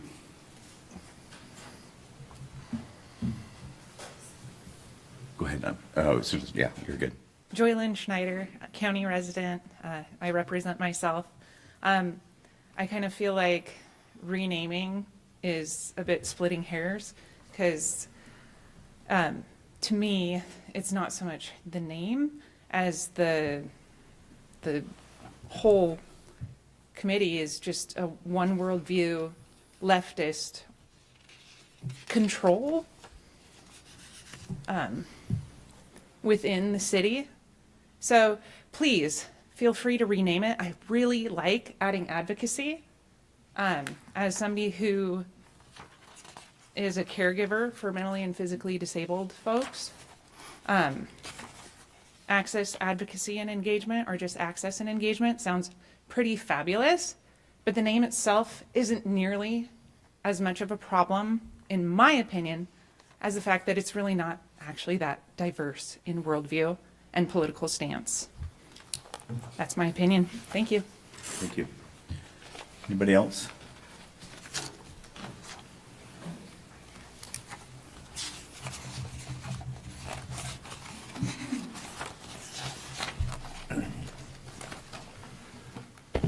Pat Kelleher, Ellensburg, speaking for myself, putting the issue of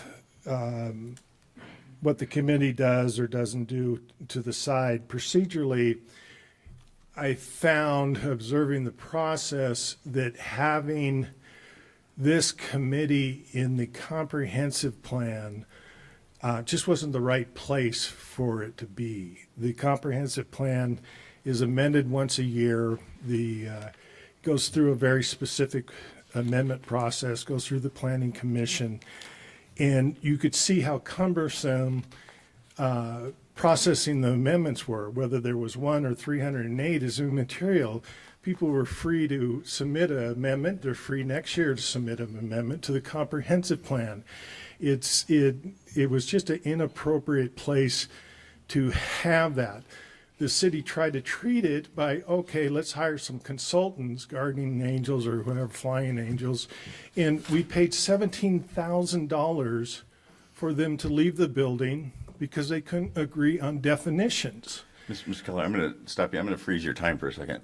None of this is in the proposed ordinance about it being, so this is actually not on topic. We're specifically talking about the ordinance. So if you have comments about the ordinance, I'll reset your clock, but nothing related to the comprehensive plan is included in this ordinance. I disagree, but now this is an appropriate place to have this in the ordinance because you can call a meeting, you can do it, you can hold it at a local level. It doesn't have to go up to further approval. It's handled at a local level. The other thing that I mean, the underlying tone was, and we heard it again tonight, hey, 50% voted, none of the other candidates made it. So now 51 rules and 49 is forgotten. Is that inclusive? No comments from the audience, and stick to the ordinance, please. Oh God, you're burning up my time. Well, that was comments made tonight.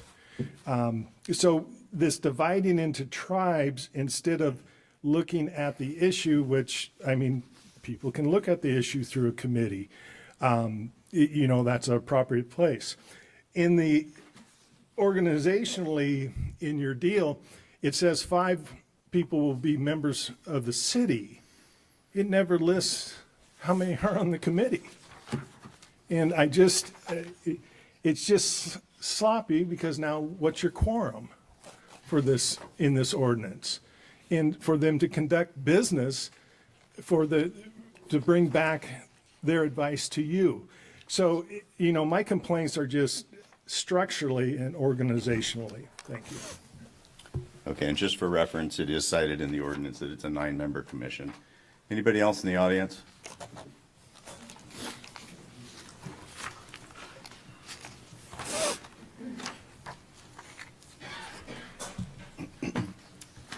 Hey there, I'm Allison Dermond, city resident, speaking on my behalf. And I just really want to take my time to say thank you to the people who have been working on this back and forth and diving in to some really nitty-gritty wordsmithing and doing it in a group. And I know how difficult that is.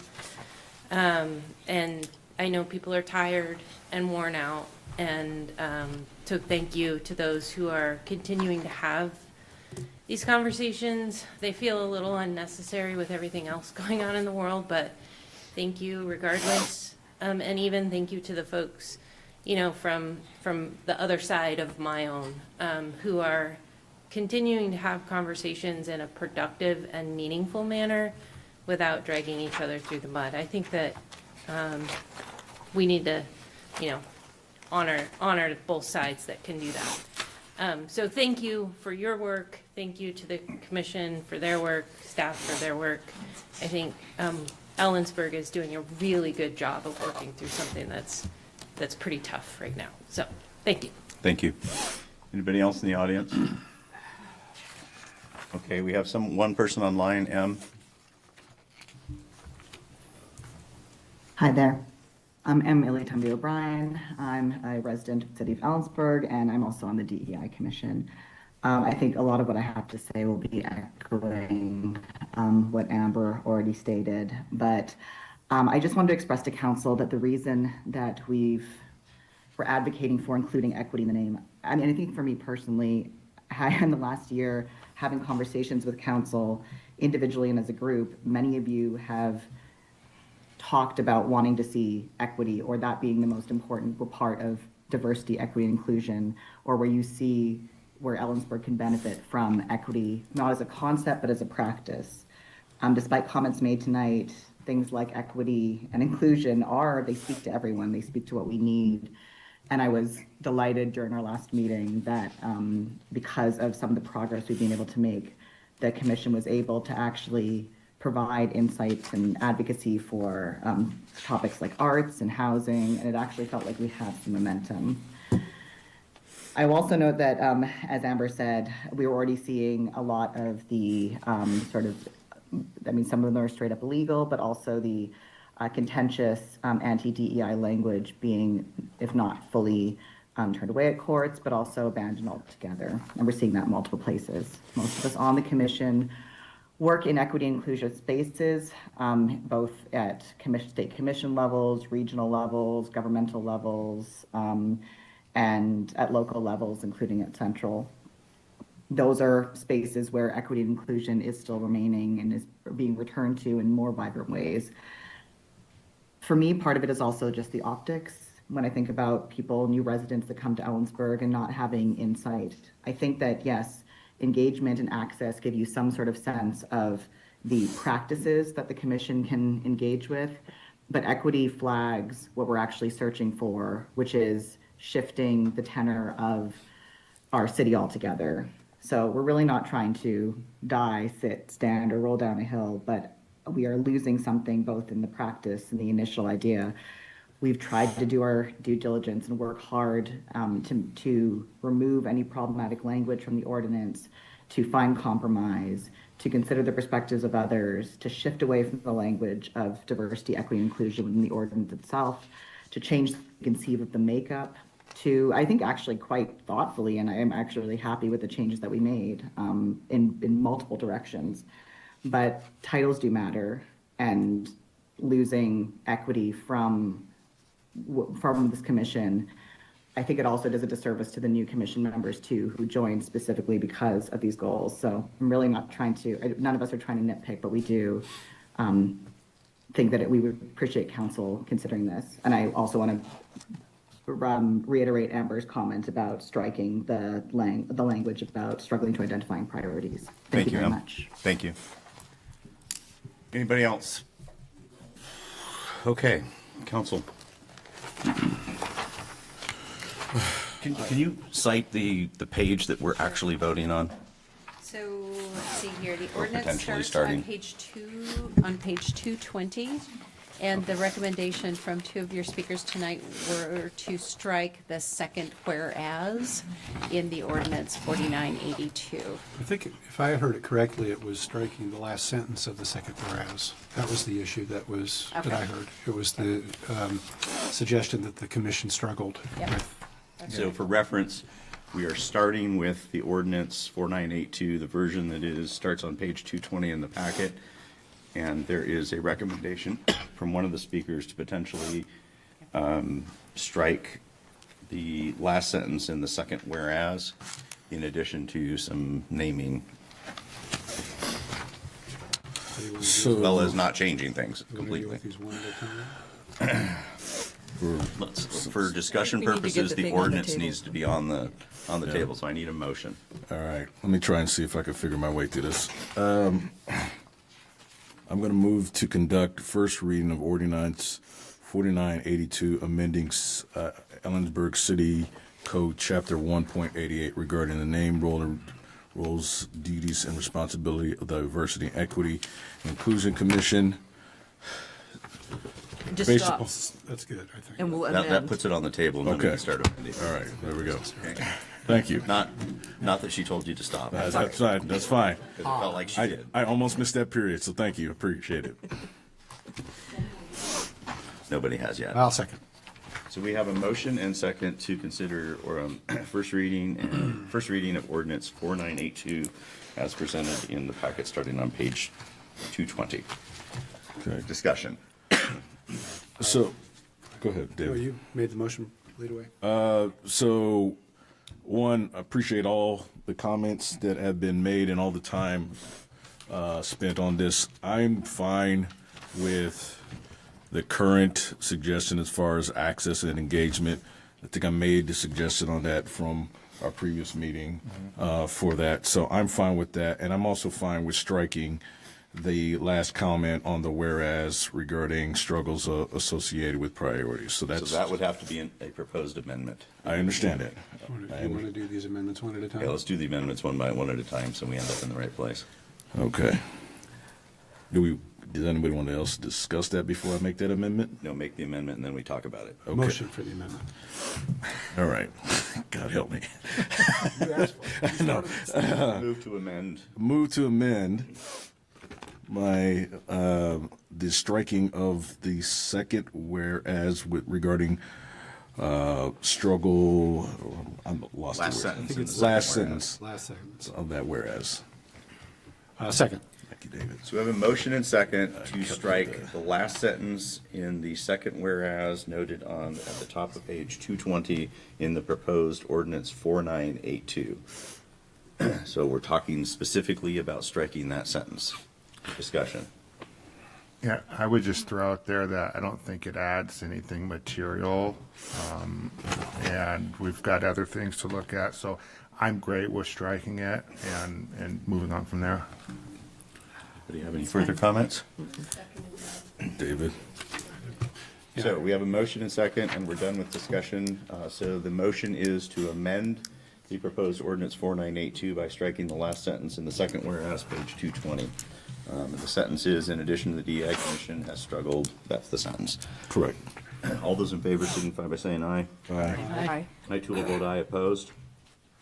Motion passes. Now we have an amended ordinance that's on the table. Any further discussion? Could I make it we have an amendment, we have to vote on that before we go forward on another proposed amendment? No, if we vote on it, it's done, so you have to make Let me- another. I would like Let me jump in then. As I was reading through the narrative here, and we've had a lot of conversation about this, I think we've tried to strike balance here. And, but I think that my main takeaway after kind of going through it is, I think we sort of lost our way along the path a little bit. And I think back to the reason we ended up with the DEI Commission in the first place several years ago, and ultimately a chapter and a comp plan, was that the council embarked on listening sessions with people in the community. And what we heard from people of our own community was that they did not feel safe in our community. And that is really a theme that sort of built through the process. And I think even with the revision of this text and the changes to the comp plan that are yet to come, I don't think that feeling of safety is been satisfied completely. People don't suddenly feel safer because we created the DEI Commission.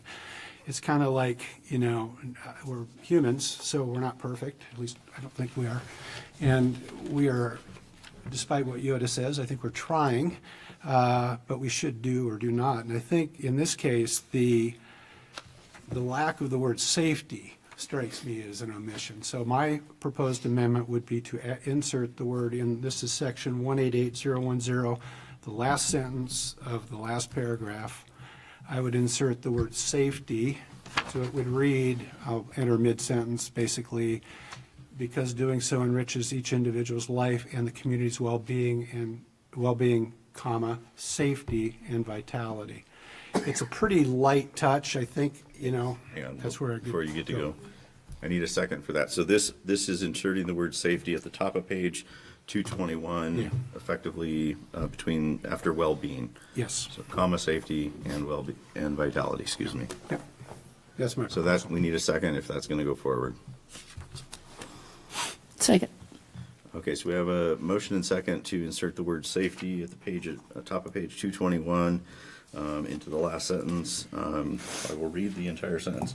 Through its advisory role, the commission will seek the support of Ellensburg in fostering a community that welcomes and is supportive to all residents and visitors, because doing so enriches each individual's life and the community's well-being, comma, safety, that's the change, and vitality. Discussion.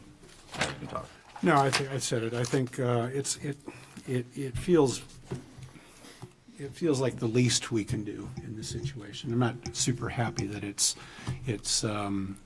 just a word, but I think it's important, because I think it's important for us not to lose sight of the fact that there are people in this community, and I suspect there will always be people in this community who do not feel safe. And I think our job and the commission's job will be to try to improve on those situations and those conditions. That's all. Any further discussion? I got a little bit. Mine, I had a whole host of things to say, but I'm thinking that it's probably more for the comp plan stuff, you know, as you pointed out. But first, I just want to thank our city staff. I know that this hasn't been easy, and I don't want to diminish anything that you've put into this and all the work that's been done. Sarah, we have to stay focused on the amendment that he just So proposed. just the word. Oh, safety. that one, never mind. That's all we're talking about. Okay, then I'm not talking yet. Okay. Okay, but still, thank you. I like it. I guess this feels a little bit funny. It kind of feels like, you know, maybe the comp plan amendment is also, you know, having it be standalone has created some of the focus on something that should be sort of everybody's right. And I look at public safety as not being an issue that is, you know, specifically, I mean, Chief Wade's here, he's telling us, you know, what's going on in the community, and they're looking at all of those things. I think it's covered other places. I'm not going to vote against this, but it feels like an insert. So my first thought was safety, public safety, police, and this is not, this commission is not that. That's what. Safety, when I read the whole sentence, it's safety, I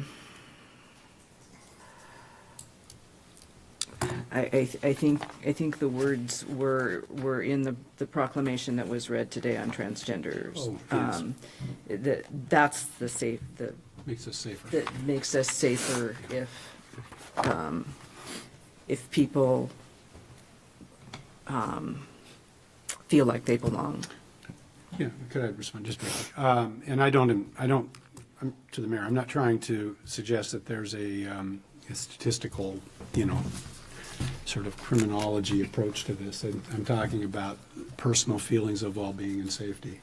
And I think that we're trying to be open, and I would ask people to consider for a moment that there are other people who may not look like you, who may not resemble your life in any way, who don't feel that they are comfortable in their own community. And I think all we can do is try to, stay true to the original goal of trying to make this community welcoming to everyone.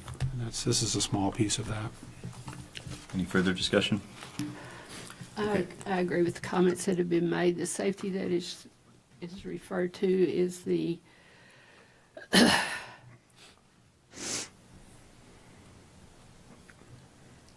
emotional understanding that we're accepted and we are valued and we are loved in this community and we have a place because we belong, because we're different. That's the safety that we're talking about. And I thoroughly support the comments of Commissioner Miller, Councilmember Miller, in that we've strayed from that and we've lost that. We've lost a lot of other things too, but we have lost that for sure. Any further comments? So we're voting specifically on the amendment that inserts the word safety at the top of page 221 after well-being and before and vitality. All those in favor signify by saying aye. Aye. I too will vote aye. Opposed? That motion passes. Any further? Yes, I would like to recommend that we change the name of the commission to, since we have to change the name of the commission, to the Access, Advocacy, Engagement, and Equity Commission. I would second that. So access, advocacy, equity, and engagement? Yeah, or Engagement and Equity, whichever. It's the AAEE Commission. IE. I was trying to come up with a good acronym, right? Okay. I need a new second. Sarah. Sarah did. Okay, so we have a motion and a second. The change gives us a little bit of a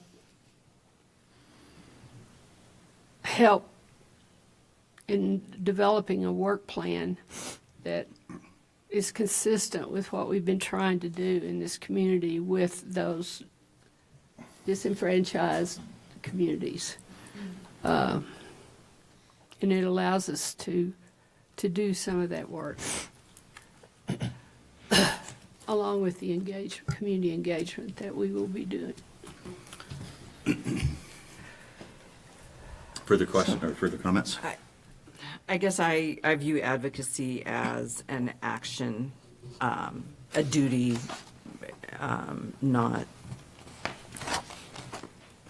I wouldn't want to see it part of the title, and just for practical purposes. What are you going to call yourself? And it's just cumbersome. It is what you do. It's what the commission does, but it doesn't have to be in the title.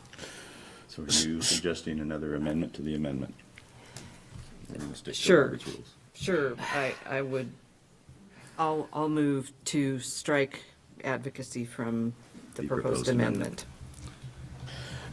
I just need a second. No comment. Second, moving on. Okay, so we now have an amendment to the amendment, and the amendment is to amend the title amendment to include access, engagement, and equity, correct? Yeah. Okay, discussion on that. I would comment that the word engagement is also an action. It's something we do. So maybe we should strike that word also. So my comment is going back to what I originally talked about, the continuity of trying to match on a comprehensive plan as far as our title, as far as access and engagement. So I'm going to make the motion that we simply go back to the staff recommendation of a title for access and engagement. So that actually, we need to deal with the amendment to the amendment, then we have to deal with the amendment, and then you can support that. All right. We need You're a just flow chart. indicating that you're, I got a flow chart in my head. We are deep down the rabbit All hole. right. Okay.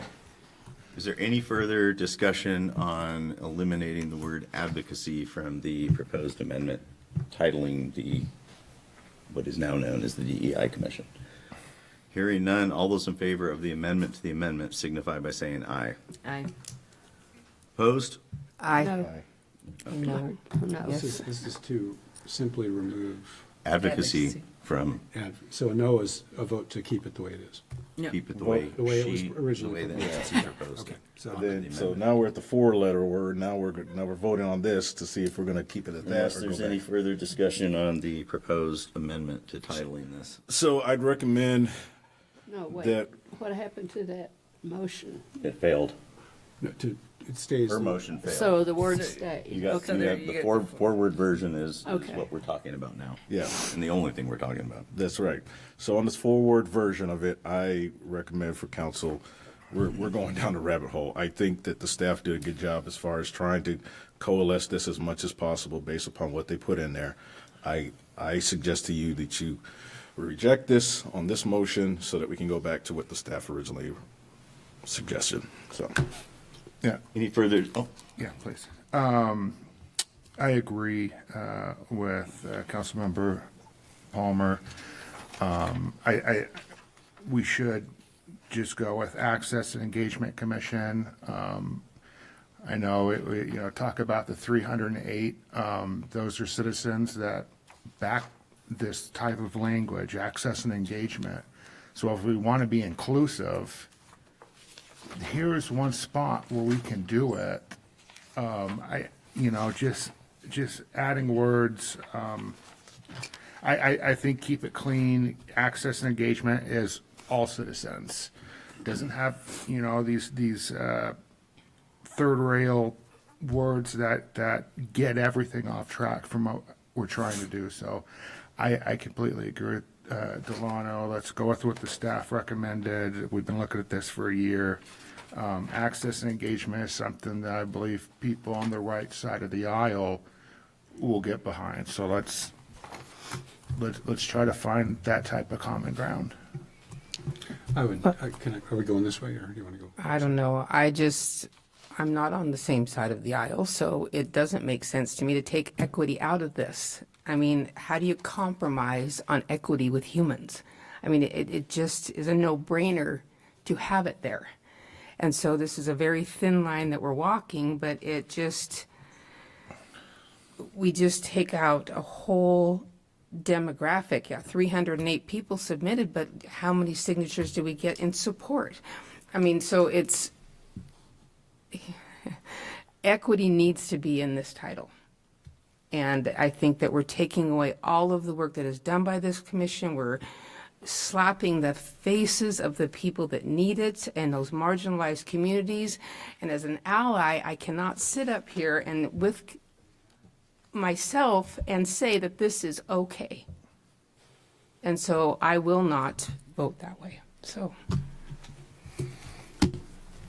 Yeah, I also will not vote for the proposed amendment. It strikes me that the 308, I mean, we're all familiar with 308, and as Councilmember Thompson has stated, the 308 got the words engagement, I lost my title now, engagement and access and engagement. So they did get what they asked for. They got access and engagement. So is this a case where we got what we want, we don't want anything else?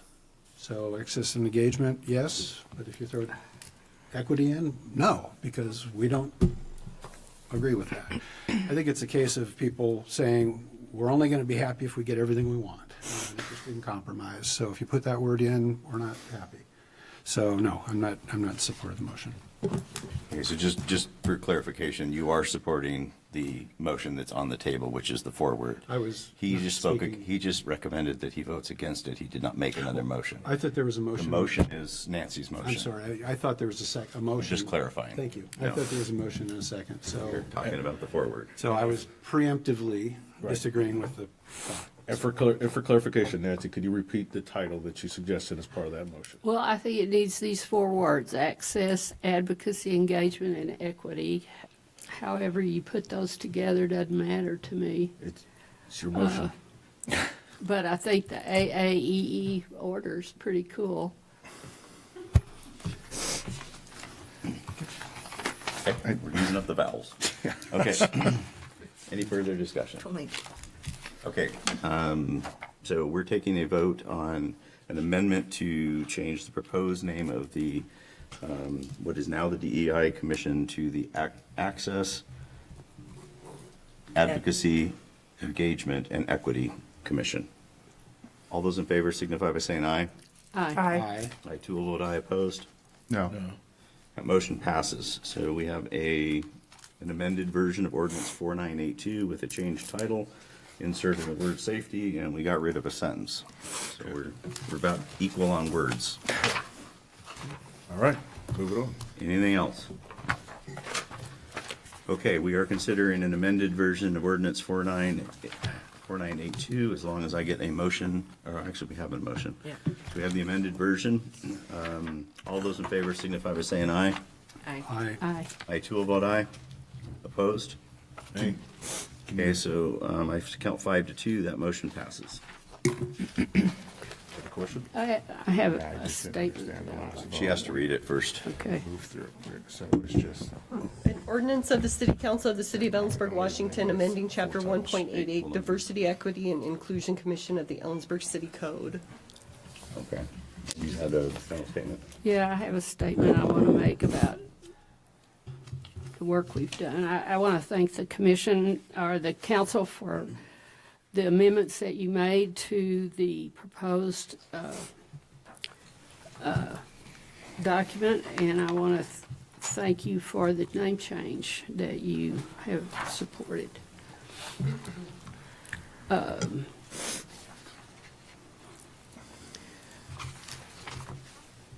This is a very important vote tonight. But many of the other votes that we have taken over the past 3.5 months that have created changes to the structure, function, and purpose of the DEI Commission, its body of work over the past 5 years, is disappointing. Some of you believe that we will now have a commission that works for all because of these changes. The reality is that we have always had a commission that worked for all in this community. Last summer, 308 comp plan amendments that challenged the very existence of our own DEI commission appeared before council. The council voted to docket these amendments, giving credence to the intent of these amendments instead of taking a stand in support of their very own DEI commission. That vote sent a huge message to our community that you did not support the DEI Commission or its work or the communities that were impacted by that. Subsequently, in your willingness to listen to that portion of the community that never supported what we were doing, and the efforts to achieve common ground, we lost the voices of those for whom the commission was created in the first place. I commend Councilmember Miller for bringing out that point. Those who felt safe or unsafe, those who have historically been invisible and silent in this community. The harm we have done to these communities over the last 9 months is shameful. To those community members, including myself, who have always been marginalized and who had, for the last 5 years, some hope that things could change, that we could dare to feel safe in this community, that individually and collectively we were visible, that we were accepted, and that we were valued, I am sorry that no amount of advocacy with this council has kept it from regressing from those messages. Because of this regression, this body has lost its credibility as a city council, as well as the trust of a significant portion of our population, many more than 50%, that rallied, campaigned, and voted to send a strong message of support to this council about the presence of the DEI Commission in this community. As a step to regain some of that confidence and trust, I am asking council to direct staff to structure and bring forward a resolution that will formally, visibly, and for the record, reflect City Council's support and commitment to a strong, safe, and equitable community where all feel welcomed and valued. That's what you're supposed to second. That is it. All right. I would second that. You guys, we're sort of on a future meeting Okay. issue, and this was not on the agenda. So I probably should have taken that under council member reports. I appreciate the messaging, but we're not going to take an action on something that's not on the agenda. Okay, we'll put it on the agenda for a future meeting. Okay, To request this. to consider. You've made the request, and I think that we as a body will consider it at a future meeting, but we can't take action Okay. tonight because it's not on the As long as agenda. we can do that, I'm happy. So normally I will take stuff like that in council member reports, but I appreciate that. We'll move on to item 10A, which is page 227. This is the Lodging Tax Advisory Committee, which will present a partnership request from the Rodeo Grandstand Improvement Project. And So I will start this out. Heidi Berenstern-Away, City Manager, and I'm doing this in the absence of Kelly Vandenberg, our Arts and Economic Development Manager, who is also staff for the Lodging Tax Advisory Committee for the City of Ellensburg, and we have Commissioner Waxsmith, and I believe we have a rodeo representative hanging out in the back here to talk about a request made for Rodeo Grandstand Improvement Project. So the request came from the county officially at the end of January and right before our February 4th Lodging Tax Advisory Committee.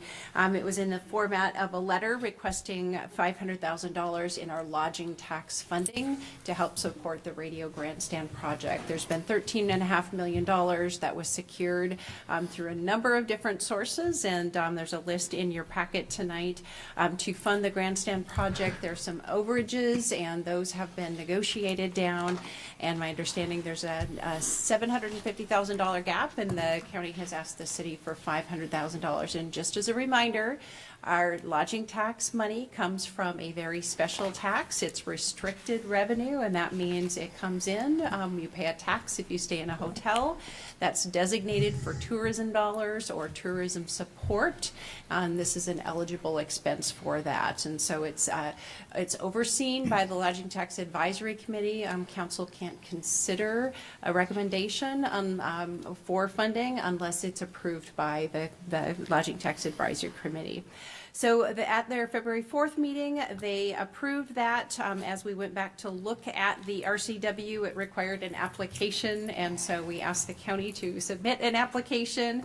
And the Lodging Tax Advisory Committee held a special meeting on March 4th and also approved and recommended funding for $500,000 in lodging tax funds to help support this project. And it's a one-time ask, and it's not an ongoing operational ask.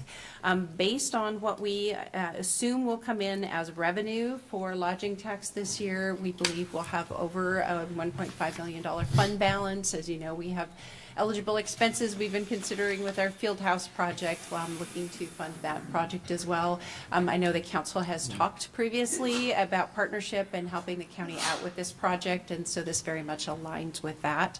And there is past precedence for using our lodging tax funding to help support debt service for previous versions, improvements to the grandstand project. So with that, you have a recommendation before you from the Lodging Tax Advisory for funding, and I believe Commissioner Waxsmith is here to share a few words. Yeah, so I appreciate the opportunity to be here tonight. I notice it's after 9 o'clock, so my presentation is only 45 minutes, so bear with me. this is punishment for all the meetings I've had to go to at the county commissioners. just going to say friendly faces. So again, thank you for the opportunity to be in front of you guys this evening. As you know, Kittitas County, the Ellensburg Rodeo, and the city of Ellensburg have worked together on past projects, like Heidi had just touched on, done at the event center over the past 100 years for the rodeo. And so on behalf of the county, I just want to reiterate, your partnership means a lot to us, and we appreciate the ability to work together. So Heidi also touched on why I'm here this evening. We have about an overage of $750,000 in your packet information. Brian Elliott, the county auditor, he submitted an application for $500,000. The application in the second to last page is the budget breakdown. And I just want to touch on, of the $13.5 million that the county has secured in funding, that comes from our own lodging tax fund, both in one lump sum and also debt service over a 10-year period of time. The Ellensburg Rodeo has also come to the table with $2.5 million over the same period of time, the 10 years. And then we also have utilized our REIT tax collections fund. And then there were two separate state capital requests over a course of 2 cycles. And also, we are also confident that this is a one-time ask for overages because of where we're at within our project. If you look at section 1 of the application that was filled out, it breaks down the milestones or phases of the project. Of the 7 milestones that are listed there, we're currently in the 5th phase, which is the primary construction. A lot of things we didn't know when we started the project. Now we do know those. This has also been an ongoing conversation and engagement on our level with all of our community partners. So I'm excited to see it through completion. I think in the application it also lists that August 10th is our completion date, which is not giving us much time before Labor Day. And just to note, the county has also been in front of City Council at a planning session with you all at one time before, which was myself, Patty Stacy, our facilities manager, Brian Elliott, Katie Porterfield, who's our event center director, and Carl Jinsvold, who is a former president of the Rodeo Association. So he is here to answer any questions you all might have. He's in the audience, but no.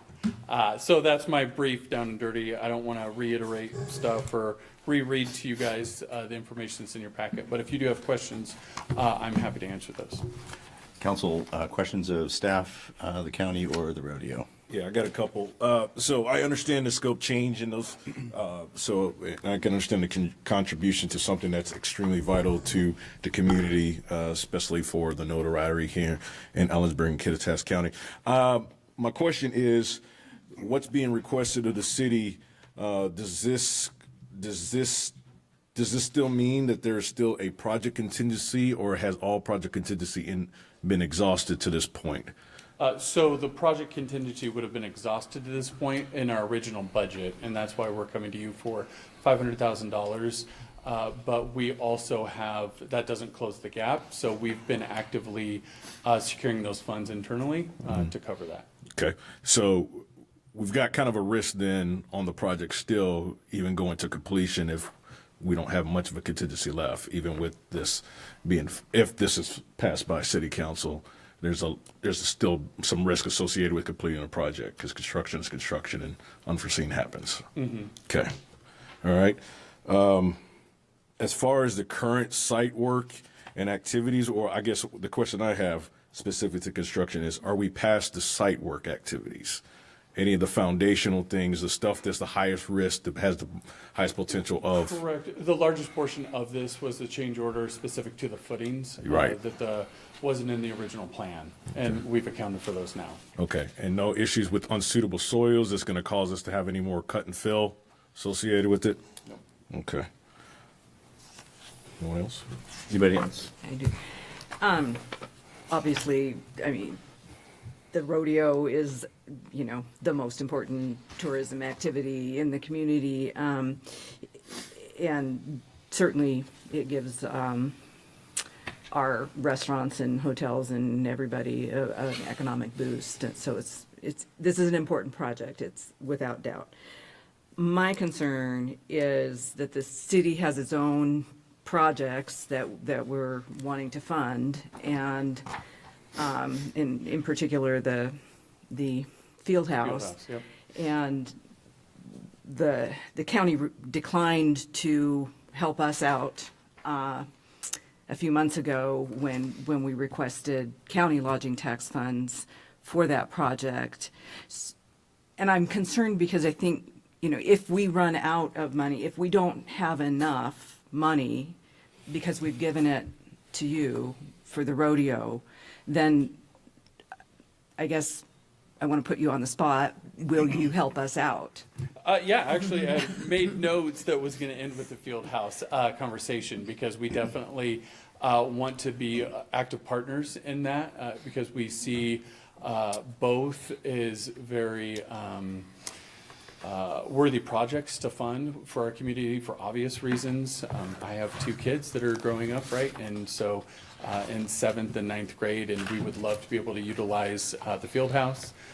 We just spent our weekend down in East Valley, and we would love the ability to host events here in Ellensburg. So I can say that the county has, through the past 2 budget cycles, we have at least earmarked for the time being, through our budget process at the county, $3 million to be allocated toward being partners with the field house project itself. So I don't know if that answers your question or what exactly. Well, I think just a point of clarification, the lodging tax committee for the county denied the application. The commissioners did not. Right. I can appreciate that, but the commissioners had options to send it back for review, and I can there say were it's other- not a dead topic, and we are not going to be passive partners in that, for sure. I can speak for myself that we want to be partners in that. So I think that our lodging tax committee will reconvene at some point to look at those other projects. Through that current cycle, I think there were a little more than $10.5 million in capital requests at the time. And I don't sit on the lodging tax committee, so I don't know it as intimately as others, but I do know that we're definitely going to revisit that topic of conversation for future years. I just wanted to put it on the table that I mean, this is a risk for us, because that's $500,000 we don't have for our project. So, but I can totally the appreciate rodeo that. project is, I mean, it's a great project, but so, and I will vote for it. So is this comments or just questions?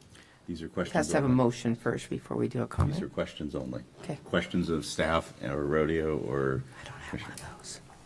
There's rules, Sarah. Yeah, I know, I'm following them. I'm making the rules.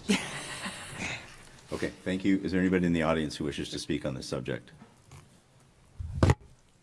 Okay, now we can have a motion and then we can talk.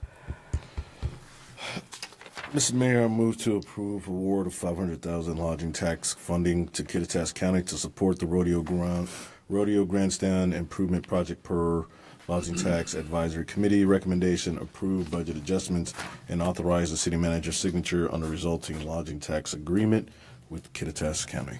Second. We have a motion second to approve an award of $500,000 from lodging tax funds to Kittitas County in support of the grandstands improvement projects per the Lodging Tax Advisory Committee recommendation, approve budget adjustments, and authorize the city manager's signature on the resulting lodging tax grant agreement with Kittitas County. And it feels like you should have had more. This was infrastructure, man. You should be all fired up. I've been to a couple of meetings, so I knew some of the background, so I didn't hit them with everything. So. Discussion. All right, so I'm just, as the council member that sits on the lodging tax, I had my hesitations at first, also because of Nancy's concerns, and that didn't seem quite right. I did some real soul searching on this one, and it did pass unanimously at our lodging tax meeting. I think it's a great opportunity to partner with our county. And it's not just the rodeo. That grandstand is used for a lot of events that benefit, Ellensburg in particular, because it's right here in our backyard. So I highly recommend the council supporting this to do this project. So I'll reiterate what Sarah's saying as well, is that Our community is made up of multiple cities. We got to stop thinking in silos as far as these things. Things that are improving our county, whether they're localized or just outside, are going to be important. We're talking about a field house that will absolutely help out county residents. We're talking about the pool and improvements that will absolutely help out county residents. So all these things warranted, Nancy, very good thoughts and opinions as far as protecting the city's budget associated. But these are things from a recreational standpoint that citizens, both city and county, are asking for. And so that's what the support is. So I think it's a good project. I agree. I just wanted to put Brett on the spot. Sure. I appreciate that. Thank you for that. Any further discussion? Hearing none, all those in favor signify by saying aye. Aye. I too will vote aye, opposed.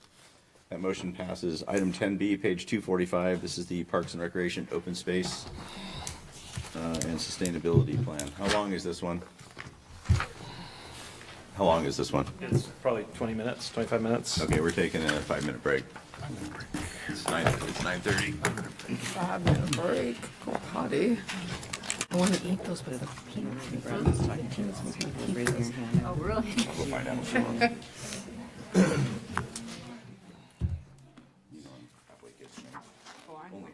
Only half.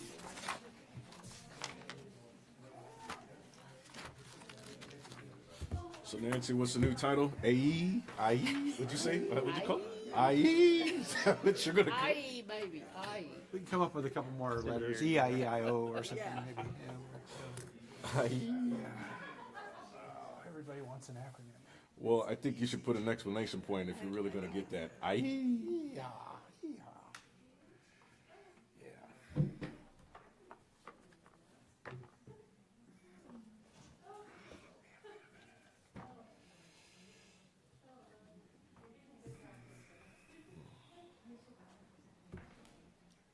Thank you for your statement. Appreciate that. Appreciate your support. I'm just having a basket case this morning. I have held out hope that held out hope that things are going to be okay, and I just don't know that it is. And when that hit me in the face last night, I think I was grieving this morning. The loss of the work, the loss of commitment, the loss of the. I was a basket case in Heidi's office. Appreciate the amendments that we made to the proposal, and I hope we can. My fondest hope is that we can keep the commission members on the commission and working and trying to move forward. I hope we can do so. If we don't have the leadership in the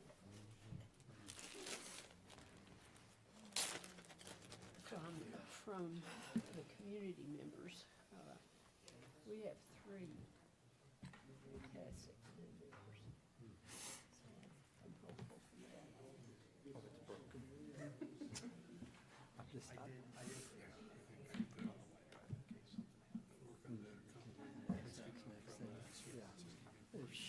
Who knows what that's going to do? She's online. I tried to. The reality about this thing here is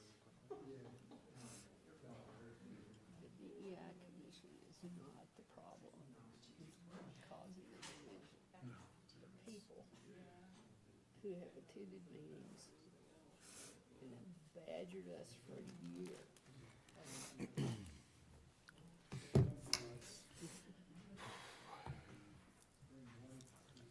I think a resolution could help a lot. Well, it clears the room, that's for sure. I have a working document for Patty to use for this. Yeah. I don't know what to get into it, but it's in here somewhere.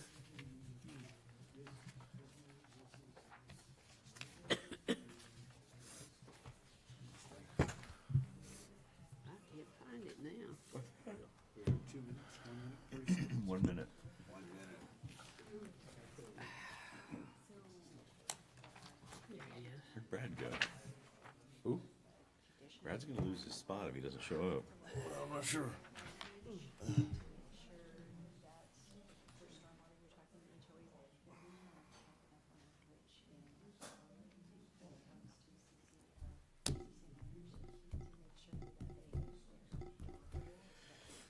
In the sake of time, can I just not do a report? Can I just say Or just say if it's really important, say it. It's not really, I don't have anything really important. My biggest one was the lodging tax. We gotta go into executive session too. I saw that. Yeah. And tomorrow's a huge day, so I'm gonna go home. This stuff looks fast, though. Okay. So we're on page 245. Yeah, so it's how they're done and to make sure that they can't just go away.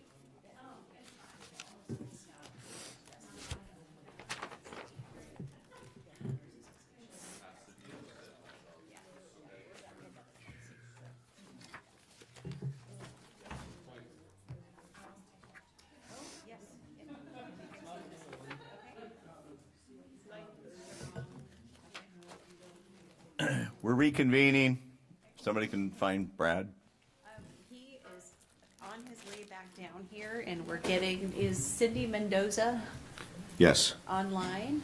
Yes. Okay, perfect. Drew, can you put Cindy on? And then he should be down here in just a minute.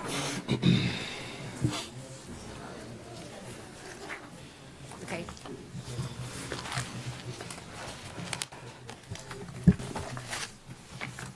Thank you, Drew. Okay, Brad, you're up. You're up.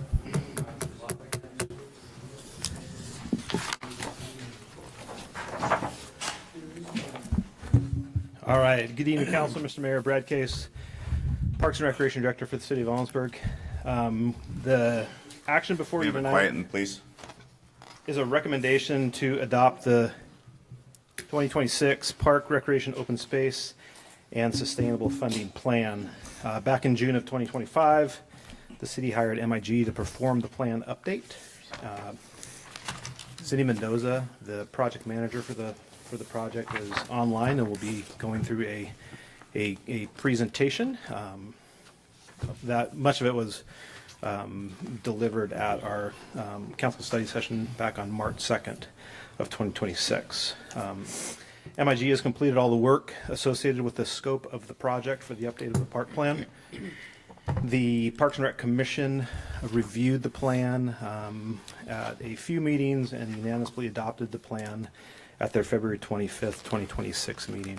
One thing of note, and I mentioned this during the study session, back when we updated the plan in 2016, we had a little over 400 people provide their input into the planning process. This go around, we times that by about 3. We had over 1,100 people participating on the online survey, and then we had numerous pop-up events throughout the course of the year where we gathered additional input from the community. So, this is really our roadmap moving forward with our parks and recreation programs and spaces. And so getting that input from the community is invaluable in our ability to do our job and reflect what the wants and the needs of our community is. So with that, I will turn it over to Cindy, and she will take us through the plan update. Thank you, Brad, and good evening, Mayor and council members. Can you all hear me okay and see the screen that I'm sharing? Yes. Fabulous. I'm Cindy Mendoza. I'm principal at MIG, and I am very honored to be here tonight to present to you the final draft or final plan for the Parks, Recreation, Open Space, and Sustainable Funding Plan. What I have for you tonight is going to be a quick overview of the plan, followed by a synopsis of how the plan has changed since you and the public reviewed the draft plan. Just to give you a sense of the purpose of this is intended to be a 10-year plan to guide the development and enhancement of parks, recreation, open space programs and events for the benefit of the entire community over the next 10 years. However, it does include 20 years of level of service recommendations to be consistent with the comprehensive plan update to inform that, and also includes a 6-year action plan which is required for RCO compliance for grants. The plan is divided into 6 chapters, as you are well aware of this point, as well as 4 appendices. Previously, there were 3 appendices. We have added, at the request of others, a public comment summary in Appendix D that presents those comments that we received throughout the planning process. This was a 4-phase planning process that began in summer of 2025. Throughout, we had extensive community involvement as well as guidance by our Parks and Recreation Commission. And I want to applaud them for the dedication that they showed as well as the insights they provided throughout this planning process. I also want to acknowledge that Brad Case and his team were absolutely fabulous through this planning process. Brad is one of the most conscientious and best directors I have worked with in a long time. The introduction of the plan provides an overview of the purpose of the plan, the organization, but most importantly, how it is consistent with other plans, including the forthcoming general plan update, the active transportation plan, as well as previous master plans, such as for Reed Park. Chapter 2 summarizes the inventory and assets of the park system, looks at their distribution, looks at the mix of amenities and facilities. Chapter 3 presents an overview of community demographics, specifically highlighting not only the numbers of people involved as shown on this slide, but also the themes that we heard through public comment throughout the planning process. Those themes included focusing on the continued safety, cleanliness, and maintenance of your park system, which really is in fabulous shape, even though it does have some aging amenities and facilities that are needed for replacement or repair long term. We also heard substantially about the need for pool replacements, the field house, and other opportunities, including more trails and pathways. To make sure we understood city priorities as well as those of county residents, in the questionnaire that we received as well as pop-up comments, we did attempt to divide comments by county residents versus city residents to see where opinions may differ. And we were pleased to see that some of the cross-cutting priorities were true and held true for both county and city residents, including renovating the pool, repairing older worn features, and building the new field house, although this varied in the pop-up events and trails, building more trails and pathways was the 3rd top priority. As noted earlier, we did see from our sample survey that we had that people would like to see invested more, substantially more than today or extraordinarily more than today. Just want to provide the caveat, this is not a random sample survey. It was not statistically represented. The people who respond to this are the ones who are typically more involved in parks and recreation throughout the city. What's interesting though is while they want to see substantially or extraordinarily more invested, they are willing to spend somewhat more in terms of taxes, but not extraordinarily more. So we wanted to make sure that this plan was financially sustainable to reflect people's willingness to pay as well as the desire to maintain affordability. Chapter 4 focused on park needs. It did a technical analysis of the park system looking at travel distance to parks, which is the map you see on the right. The areas shaded in purple are served with either a 1/4 mile or a 1/2 mile of an existing park. The areas that you see with the green circles are residential areas that do not currently have parks, where parks will be needed in the future. So there are 3 of those. Plus we looked at trail corridor needs as well, and I'll talk about those momentarily. But first wanted to point out that besides looking at a map basis for the analysis, we did look at your level of service in terms of acres of parkland. And we did recommend that you reduce your level of service. You're actually on the high end for land currently because of your larger parks. Going forward and to keep this financially sustainable, we wanted the focus to be more on facilities than acquiring additional parkland. So that will drop your land level of service while your facility level of service will increase. Trail needs were built on the information that was in your active transportation plan. We looked at your previous comprehensive plan as well to be able to determine trail priorities going forward. we identified needs for almost 7 miles of new trail corridors, including completing the Circle the City Loop and providing riverfront trail access. In Chapter 5, we turn our focus to the system-wide objectives and strategies that are required for RCO compliance. There are 9 categories where we have identified those objectives and strategies, as you see here. Those are tied to the service areas that the Parks and Recreation Department addresses. The plan also includes the specific site recommendations that lead to capital projects that are needed to enhance the system. These are built off of the community input and needs assessment findings, as well as our own assessment of site conditions, previous master plans that were done for Rotary Park and Reed Park, as well as current initiatives such as for the field house. In total, there are 136 different recommendations for projects to be carried out in the future. Most of these are adding new items to parks. 87% of those are adding these new items to your existing parks, and the rest are associated with new park and trail development. In total, cost estimating assumes that it's going to be approximately $117 million to implement the entire plan to achieve everything the community would like to see. We know that is not financially sustainable. So our next step was to identify which projects should advance in the short term, mid-term, and long term to be consistent with the city's financial goals. Focusing specifically on the 6-year action plan, we looked at 2 different tiers of projects to be able to make sure we are capturing the amount of funding the city typically invests and the funds that we anticipate you will have in the next 6 years, plus in Tier 2, the community's potential willingness to pay additional taxes to be able to support park and recreation services. So with this, we have Tier 1 and Tier 2 projects. The focus of Tier 1 is on $3.6 million in projects that includes the field house, plus 12 projects at 8 sites.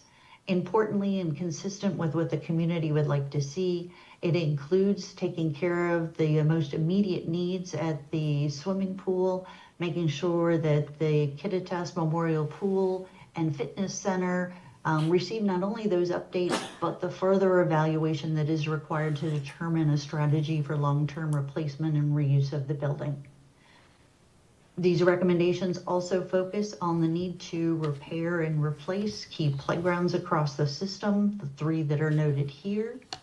And it also, at the request of the Parks and Recreation Commission, elevated the acquisition of land for the new community park in the north central part of the community that has already started developing to make sure land is acquired while the opportunity exists to do so. These projects will be funded through current rate of impact fees, as well as REIT 2, which is a fairly new funding source, a real estate excise tax, but has become a really important part of how these projects are funded, as well as the insurance funds associated with the community center. Tier 2 projects are approximately $6.9 million worth of projects at 7 different sites. To achieve these, the city will need to not only reevaluate and increase its impact fees that it is collecting to support those new parks and trails that are desired, but also potentially coordinate with the county on a countywide public facilities district. Beyond that, additional funds will come from grants as well as those partnerships that already came up earlier in tonight's meeting, as well as potentially considering a bond or park district to implement additional priorities. So these include projects such as developing the skate park or redeveloping it at Kiwanis Park, and then redeveloping the current site that is the skate park, replacing another playground, this time at Veterans Memorial, and moving forward with the development of that North Central Community Park, as well as 2 key trail corridors.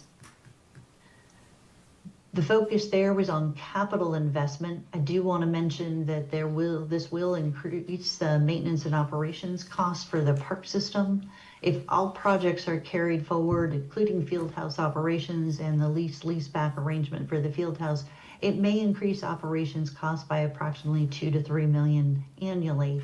So additional funds will be needed for that. And the Public Facilities District and Park District would help cover those.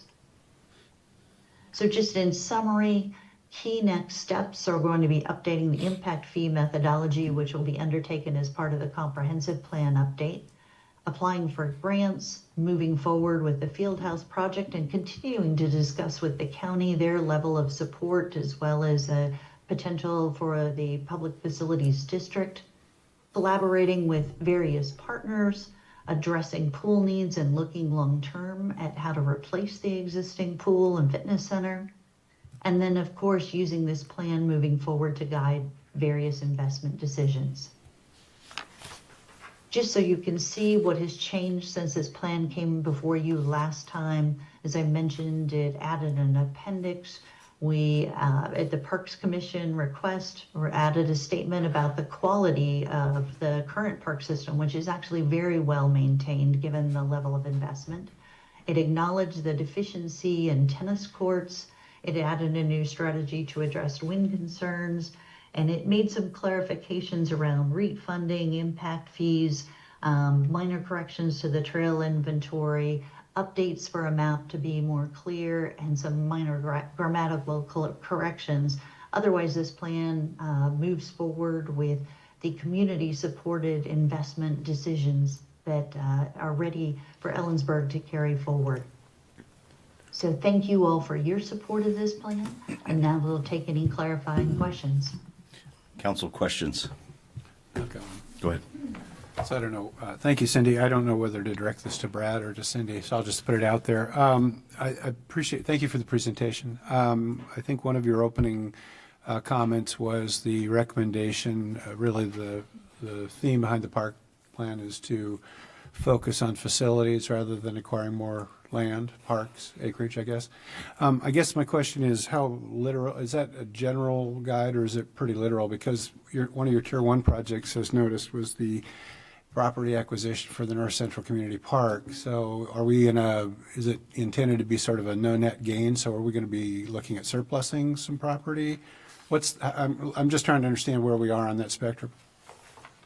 So level of service is a measure of acreage per thousand population. So as your community grows, to maintain the same level of service, you would need to acquire a certain amount of acreage. Okay. We are suggesting that you do still need to acquire acreage in those 3 particular areas where residents will be unserved as the community grows, but you do not need to require as much acreage as you would to maintain the current level of service.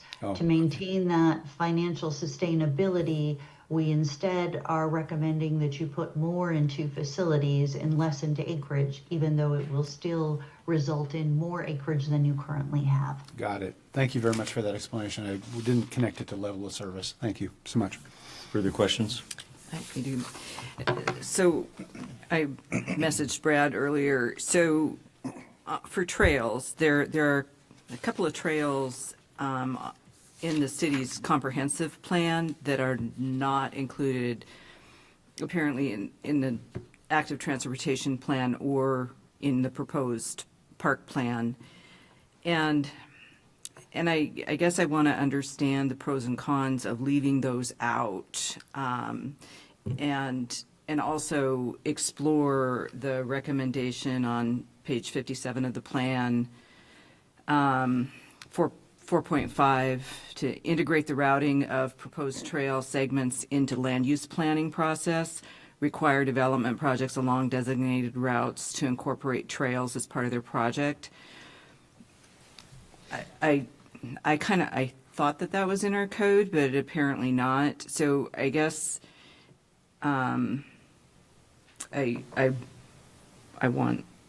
want to have the discussion about getting there, if we can, and what the legal, if we can just require it,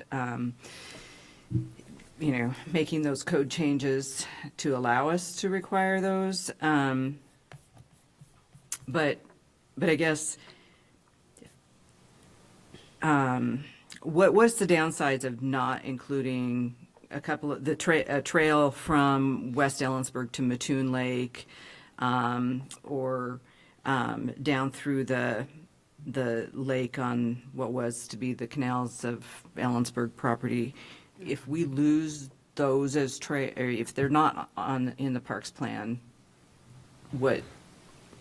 what's the downside to not putting them or to including them? That's a great question, and thank you for that, which gives me an opportunity to clarify. First of all, this is not an entire active transportation plan, meaning that as part of the general plan update or your comprehensive plan update, they will be looking at trails in a more comprehensive way. This really focused on the off-street trail routes that are managed by the Parks and Recreation Department. On this map, you'll see that there are some that are labeled PW1, PW2, PW3. Those are trails that are on street, anticipated to be addressed by Public Works.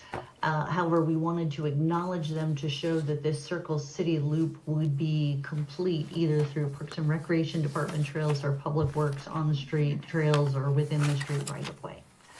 With that in mind, our understanding is that while those trails were in the original prior comprehensive plan, they were through evaluation and analysis in the city's adopted active transportation plan removed from the list of priority trails that were recommended in that document. They appear earlier in that active transportation plan on analysis maps such as on page 17, but by the time you reach the recommendation chapter, they have been removed to focus on different priorities. So we carried that information forward here. It potentially could be revised as the city goes through the comprehensive plan update and they look in trails in more detail and consider what Public Works is also providing. I think the key consideration here is whether you want something to document a project that potentially would go forward in 20 years, or whether, given the focus of this plan was really to be on 10 years, recognizing that there just aren't the funds to move forward all the trail projects. Instead, we opted to focus on the ones that were considered the highest community priorities. So that is a council decision on what financially sustainable plan means and to what extent you want to include projects that are not going to be priorities for updating or completing. I agree these are lower priority. I worry that we'll miss an opportunity if it's not documented in the plan. If you never know what kind of opportunity will come along. So, but I guess if we're going to talk about melding it into the permitting process, is more important to be in the comprehensive plan than in the parks plan. So I'll be okay with that. Further questions? Anybody in the audience wish to speak?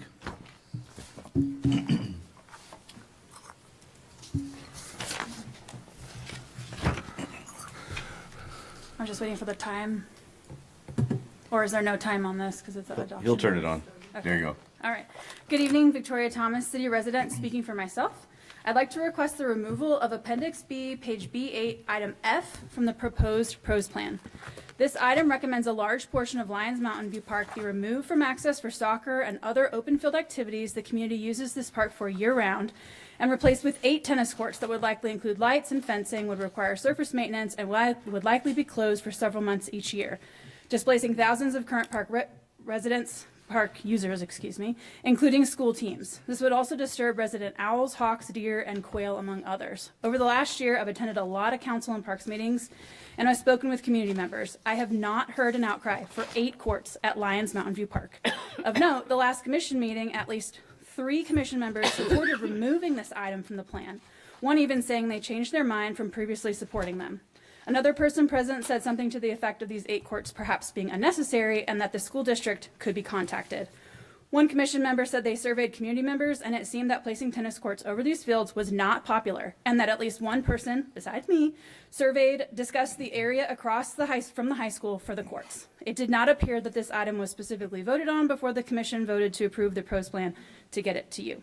There seemed to be an understanding that some things might be changed in the plan before it got to you, but I'm not clear if all those were the ones that we just heard about or the changes. It also did not seem this item or the discussion around it was addressed during your study session, which means you perhaps did not receive all the information you need to make an informed decision. Moreover, as a reminder, we have unfortunately chosen 3 times now in this community to remove tennis courts from city and school properties and abandoned the plan for replacement courts at the high school.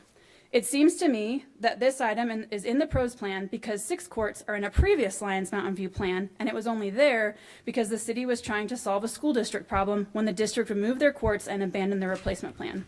I'm concerned we're trying to solve a school district problem and it doesn't want solved, and continuing to tie future government officials and citizens to plans and funding allocations that are not something the broader community wants. Moreover, the Fieldhouse plan includes courts that could be used for tennis, and this pros plan discusses our lack of courts, which should be foundational enough to pursue external funding without this specific item. Lions Mountain View Park is the only large park south of Memorial Park. We must preserve its current fields as the population of our pretty little valley in the center of the state continues to grow so rapidly. Please consider removing Appendix B, page B8, item F from the pros plan. Thanks. Thank you.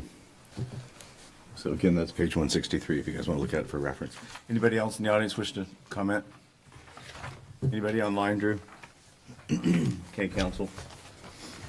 So let's put the plan on the up for adoption, and then we can amend. So, question for clarification. These are recommendations that came from the previous plan. Where did this come from? Was this in the? Is this a recap of? Yeah, as a part of the 2016 update. In addition to updating the park plan, there were 5 parks identified that needed master plans developed for them, and Mountain View Park was one of those parks. And through that process, the tennis courts were located at that park facility. So it goes back to that planning exercise. Does removing it here doesn't really change the master plan, or does it? I mean, you adopted a master plan. It's a very conceptual master plan. Procedurally, I don't know what the impacts to that would be, but there were master plans developed, and one of those master plans was Reed Park, which then obviously has gone through a second iteration of planning, and the plan that was adopted a couple of years ago doesn't. Because I remember a community center at. There's also a 45,000 square foot community center on the other soccer field. So not only did the tennis courts remove the green space, but the community center and supporting parking removes. The footprint for that project is much larger than the tennis court project. And that's in the but that was in the sub area plan or the park plan. Yeah, but it's not. Yeah. It's not on this list of recommendations, right? Okay, so. Thank you. Any further questions before we get a motion? Okay. Let's get a motion. Hold on, looked like Nancy had a. Nope. Did you have Yeah. a question? No, I was going to make a motion. Oh, apologize, go ahead. Mr. Mayor, I move that council adopt the Park Recreation Open Space and Sustainable Funding Plan as presented.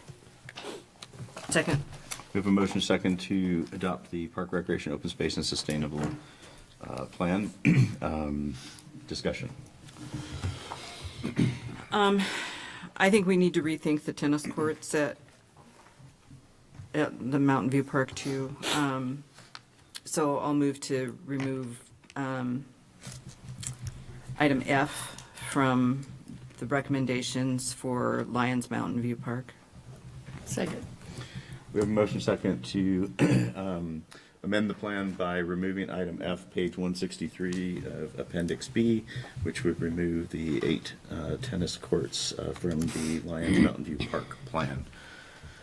Discussion on the amendment. So regarding the amendment, have city staff taking a formal survey of surrounding neighborhoods to be able to validate that that is the request.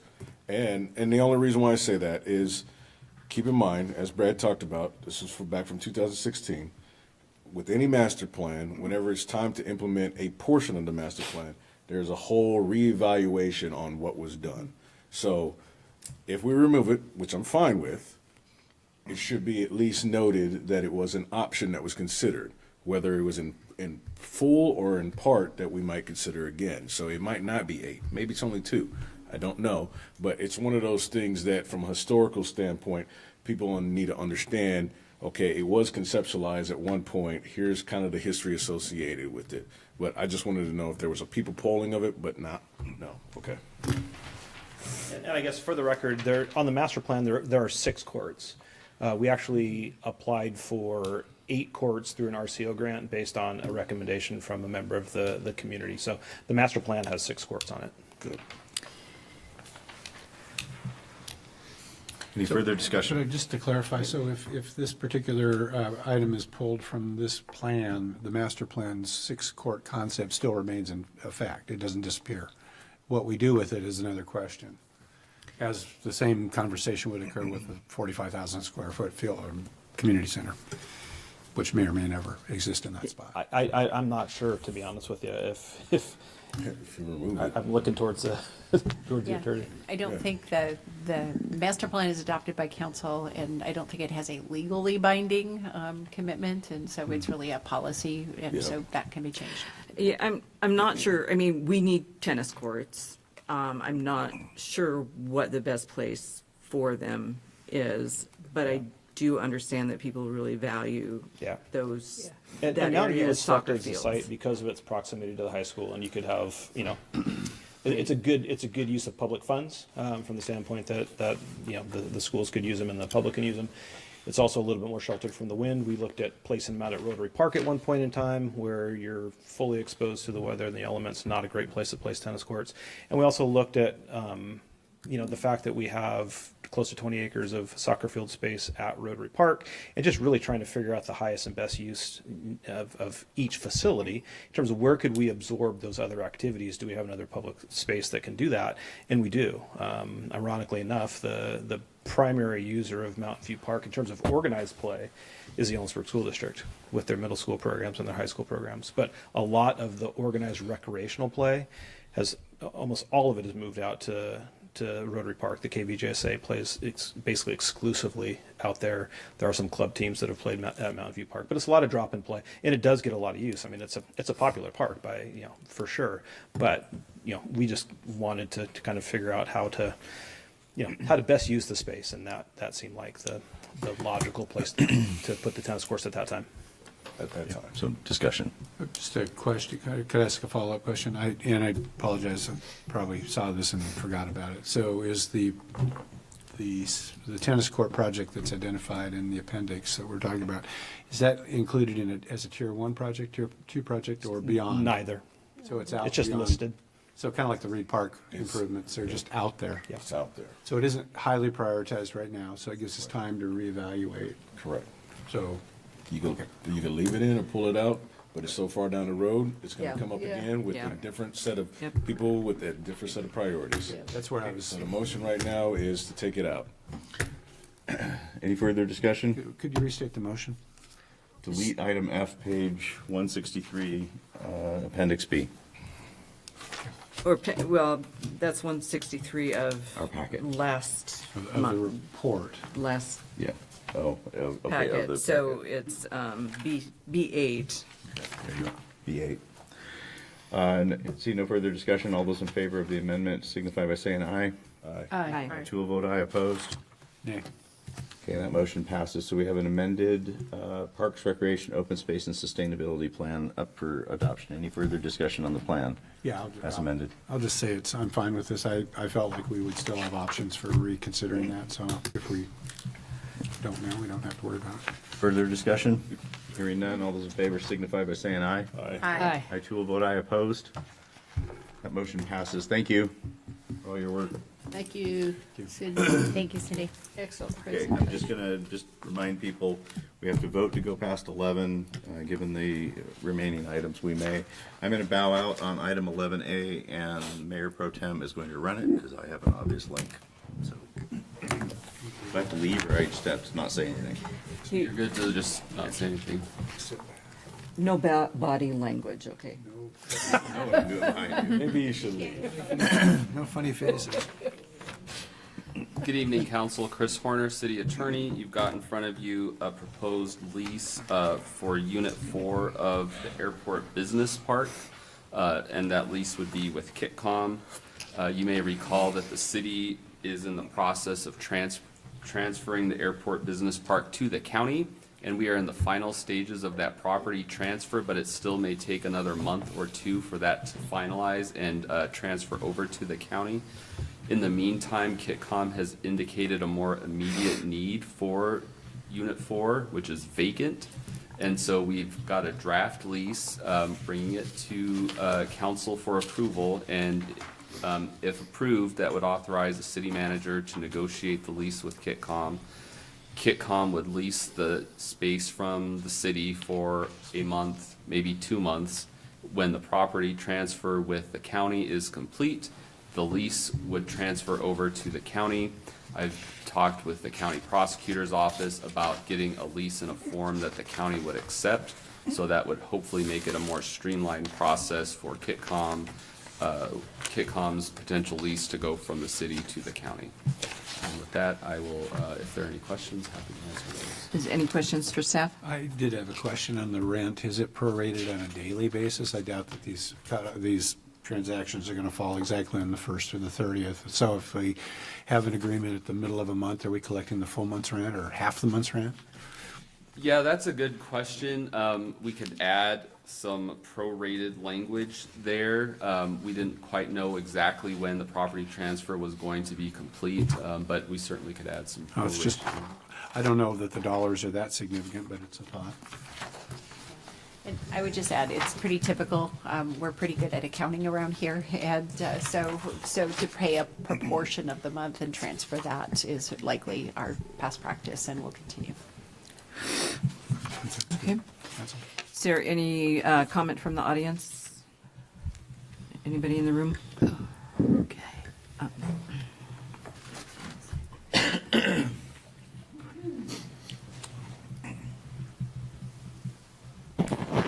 Pat Kelleher, City of Ellensburg, speaking for myself.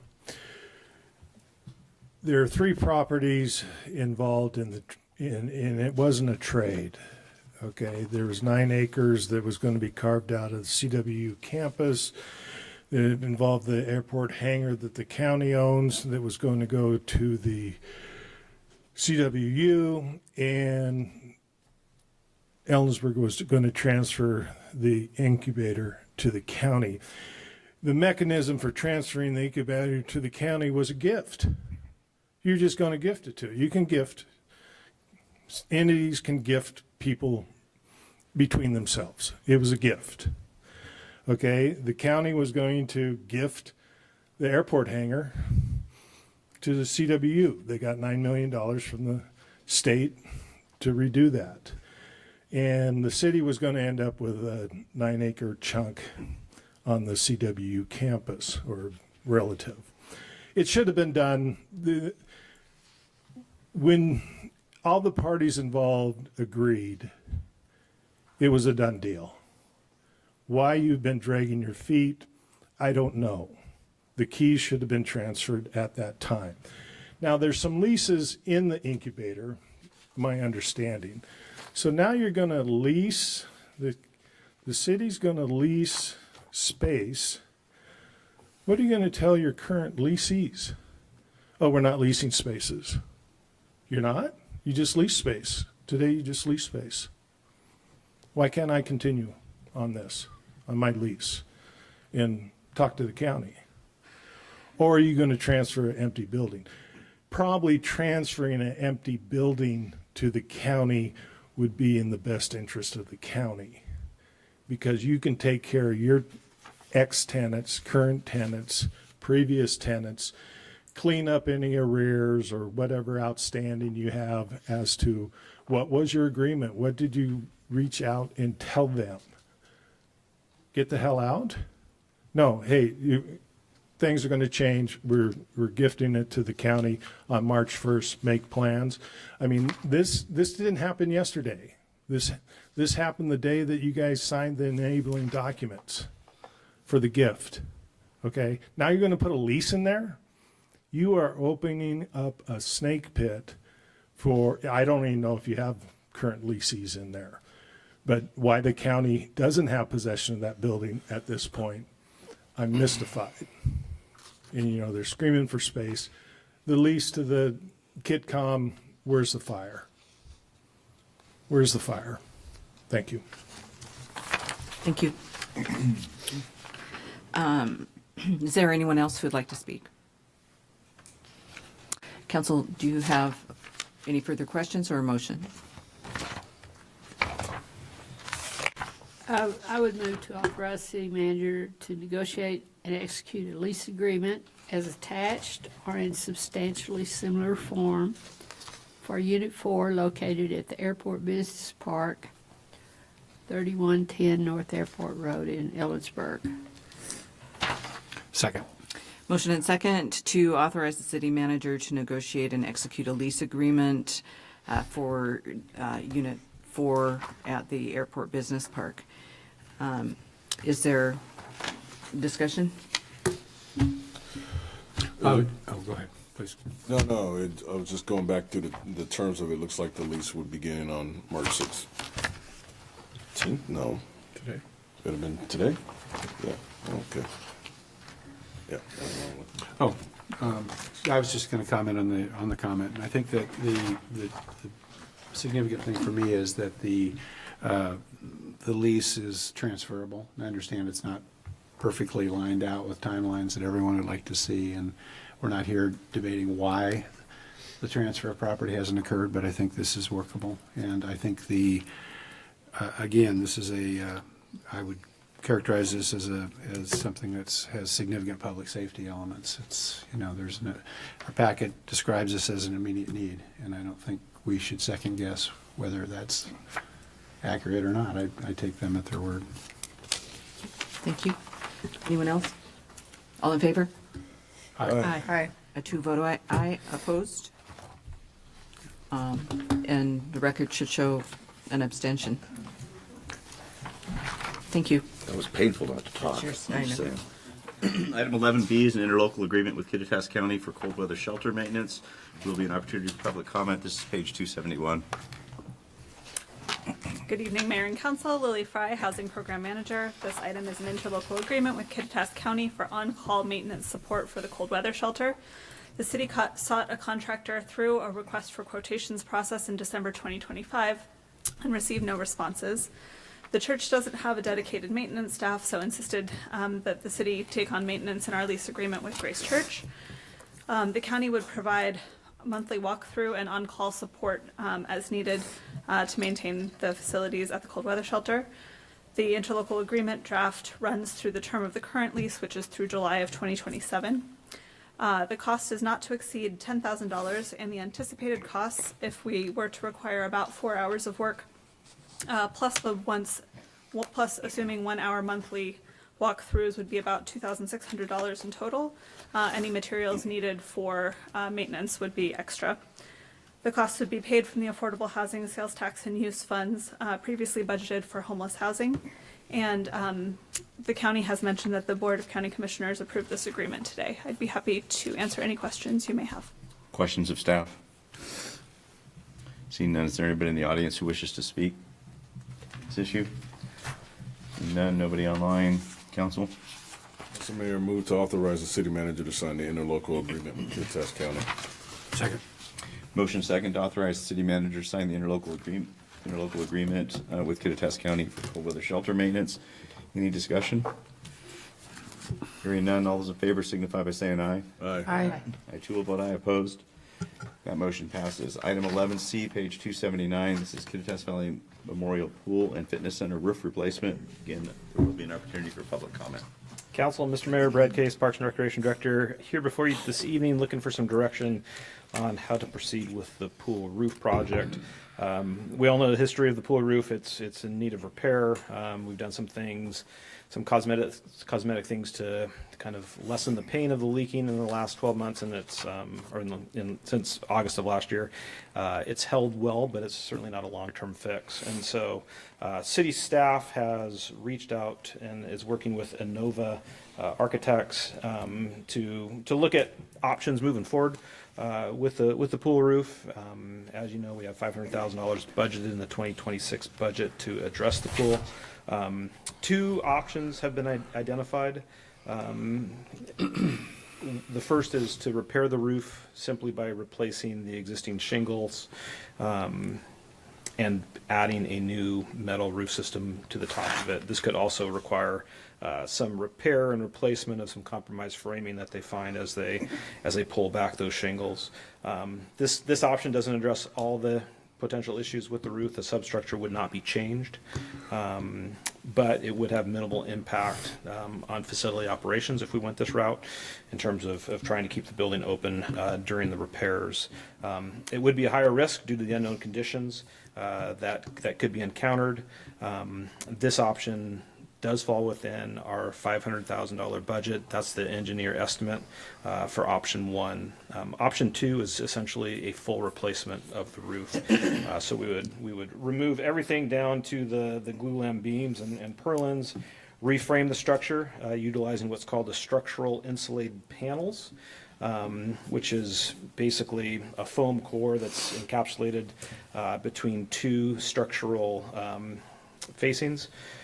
This option would be very invasive in terms of kind of pool operations. We could be closed for a period up to 2 months if we go this route. The risk is mitigated though because you're removing everything. You're just starting over basically from square one.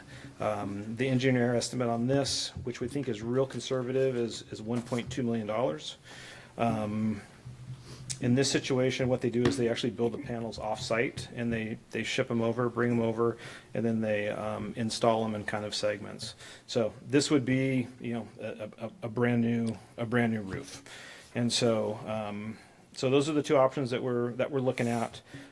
We also, understand that we have some other work that needs to be done with regards to the analysis and valuation of the pool building as a whole. We have more issues there than just the roof, and so as a part of this, we would be expanding this scope and looking at having Innova do some additional work for us and looking at the entire building envelope to determine kind of what the long-term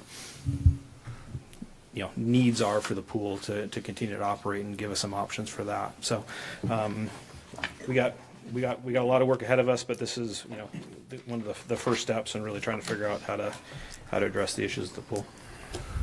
So with that, I'd be happy to try to answer any questions. Hunter Slyfield from our facilities and fleet manager has been the one that's been working with Innova. He was unfortunately unable to be here tonight. So, but Hunter's done the majority of the work. So I have a couple of follow-up questions. So you said the 1.2 million is a conservative estimate, meaning that they believe it'll come in below that? They think that's a lot of contingencies. Okay. And the structural panels from an R value for long-term use of the facility, it meets the breathability of the building. Much more efficient. Yep. It's more, it'll seal it up really well, but is it supposed to be sealed up that well? Yeah, and that's part of what the next phase is. Once we determine kind of what that step is, which direction we're going to, then Innova will do the design of the pool roof. They're in the aquatics business. They are actually originally they were ORB who designed our pool as well as other facilities across the Pacific Northwest. So they're pretty well versed in the aquatic environment. And the additional consulting work would be outside of the $500 or $1.2 million? Correct. Okay. Brad, has Innova given you a estimated life regarding either option 1 or option 2? It's Hunter's, I believe, I can't answer that, Councilman, right? I know that Hunter has talked to them about it. With option 1, it's uncertain just because of what the unknown underneath it. I can't remember what the number that Hunter provided us with, I apologize. So that's something that I would need to know, because the roof manufacturer is going to be the one to warrant it. And that roofing manufacturer is only going to warrant it if they inspect the substrate and accept the substrate.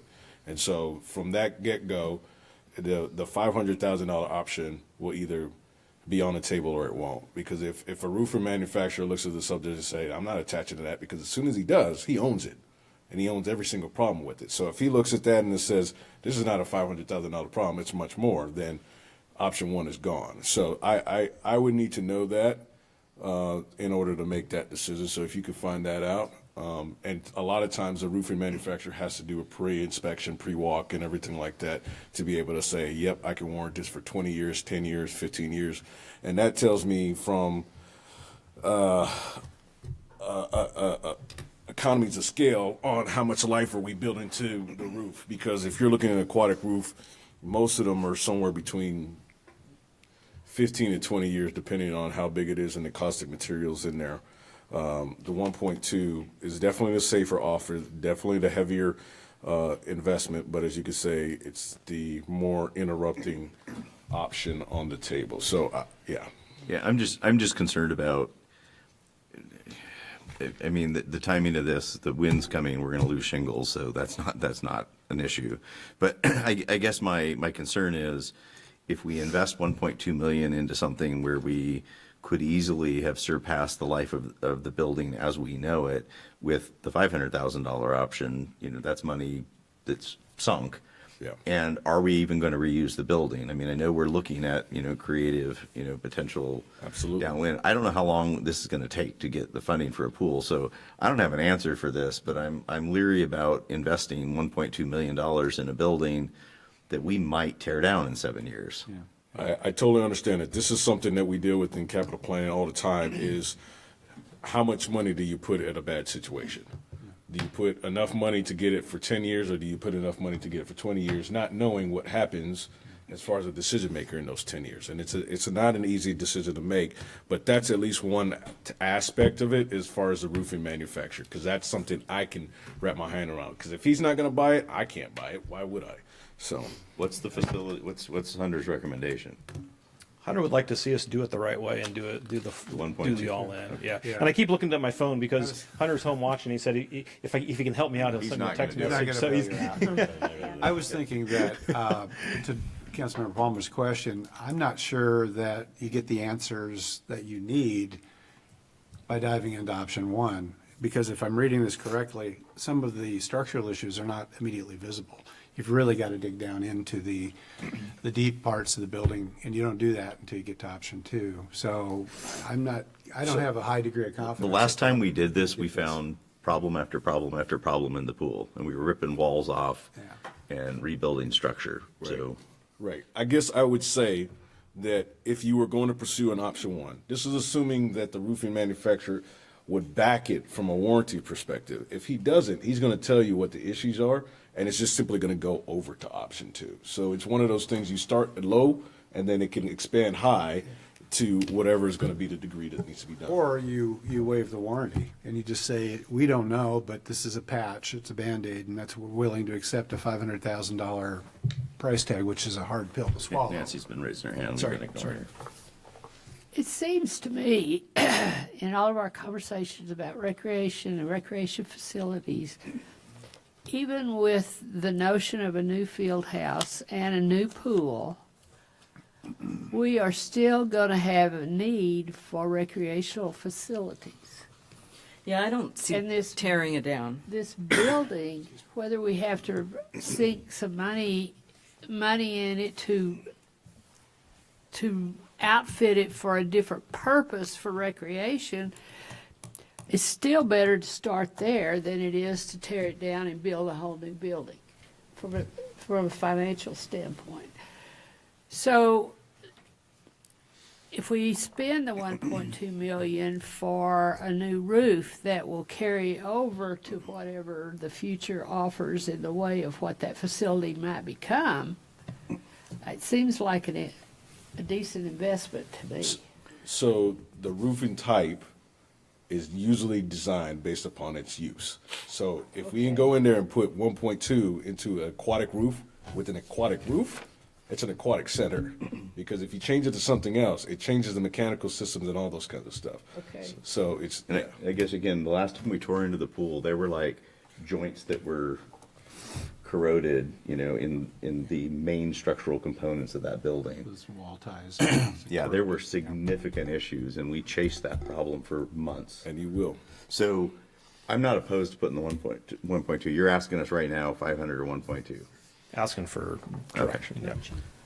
Yeah, and we don't have an agreement before you. We're asking for direction. And I would just add to what Brad said, we had already also set aside $150,000 for planning. We called it pre-planning dollars.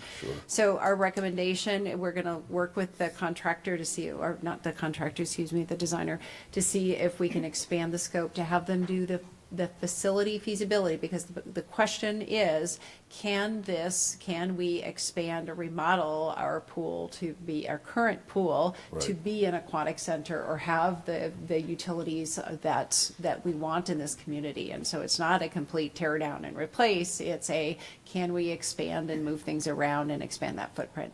So it's really the feasibility of the facility, of the rest of the structure, can we continue to use that for? And it's not a full design or anything, but it's having them help us out with the feasibility before we invest fully in that next step. So I had a question on the sequence. Is that work, does that work occur before there's any direction given on either option?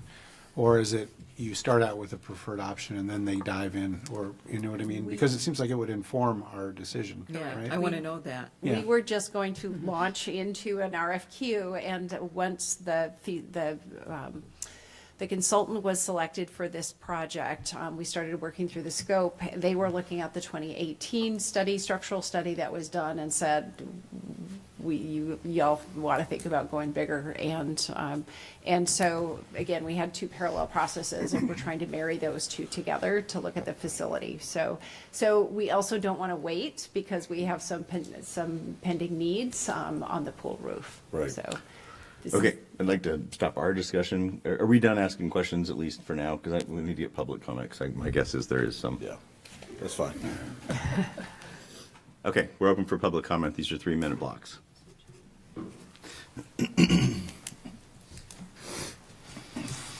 Joylyn Schneider, county resident, speaking for myself. I would rather see the pool repaired properly.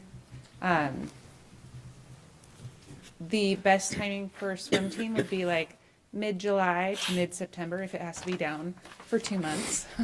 That would be mostly after long course season and before short course season starts. So from swim team perspective, and I'm not representing swim team, I'm just a swim mom, that's the best timing that I can see if it has to be closed for 2 months. Plus, we have People's Pond to practice at if we had to, summer months. But that being said, we really need to focus on like a new pool too. I know that's been brought up tonight. So if 500,000 could kick the can down the road 12 years, I mean, I think the time, like how much time could it buy us is the question to ask, like really. But ultimately, if it has to be down for 2 months, can we please make it like mid-July to mid-September? And maybe it won't take more than 1 month. We could be out August. You're an optimist, aren't you? We can hope. We can hope. Anyway, there's a lot of questions, I think, before you can actually come to the answer. But I would rather see it done properly and last a little longer and give us more options for a longer period of time. Thank you. Thank you.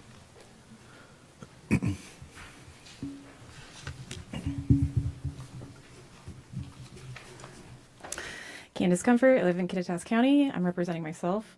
It's no secret that I'm a huge supporter of the pool. I spend 4 out of 5 weekdays there in the afternoons as my oldest son is on swim team, so I have the honor of seeing how well it is used by the community. I'm thankful the problem with the roof is now being addressed. Upon reading the 2 options presented to the city by Innova, I wasn't sure which would be the best choice. I usually prefer to spend the least amount possible and try to be as fiscally responsible as I can. Option 1 puts money back into the REIT 2 fund, and I think that's a great thing. If something breaks at the pool, let's say a pump, for example, it allows us to potentially have funds to replace it. If we go with option 2, that might not be the case. However, option 1 doesn't guarantee potential issues with the roof will be fixed, as the substructure won't be changed. The information we were all presented with says it would be higher risk due to unknown conditions that will be encountered. Option 2 eliminates these risks. Option 2 ensures we are doing things the right way the first time. Had we done things the right way back in 2018, when we had a roof evaluation done on the pool and replaced the roof back then, as it stated we should, we wouldn't be in the position of now possibly having to spend over $1 million on it. Prices go up. We built our house in 2019 for $159,995. To build the same house today, it would cost $289,995. That's $130,000 more. This same issue applies to the pool roof. If we don't get it right this time, it could cost us more in the future. That being said, if option 1 can safely get us through until we have a new pool to replace our current one, it could be a good pick. For me personally, I don't feel we have enough info to make a solid decision. How long do we need our current pool to last? If we choose option 1 and it fails, how much more will it cost us to fix it? There is more info that is needed, and I urge council to seriously look at all these things, as your decision will greatly impact our community. And I still have time left, so I just want to echo Joy. I think that would be a fantastic time to close because we're already closed for fair. We don't have swim lessons during the early part of September at the pool. We do have them in August, but the point is to be able to keep the pool open so we can keep offering swim lessons. So I do think that would be a really, really good time, looking at what the pool is used for during that time. And I understand that we want people to be able to swim, but we do have outdoor options in the summertime. So I think that's a really good suggestion. It's a reasonable suggestion. That's it. That's all I got. Thank you. Thank you. Anybody else? Victoria Thomas, city resident, speaking for myself. Yeah, I think it does seem like there's a lot more questions to have answered before you guys can take a decision on this. I understand what the mayor is saying, and I fully agree. Like, it'd be great if we could save pennies and do things later, but I do think investing more and doing it right, especially as a person who thinks that the aquatic center should stay where it is in long term. So if we do it right, hopefully we could just modify it in future, and that's the aquatic center. So let's do it right. Let's just rip the Band-Aid off. Thanks. Anybody else?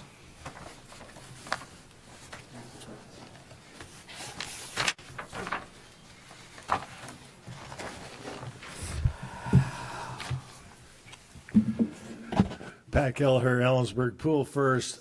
Boy, was I glad you passed that pros plan. I framed it already.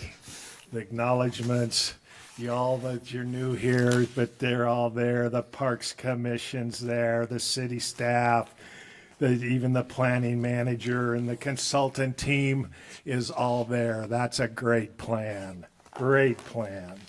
Well, let's pull out the plan and see what the plan says.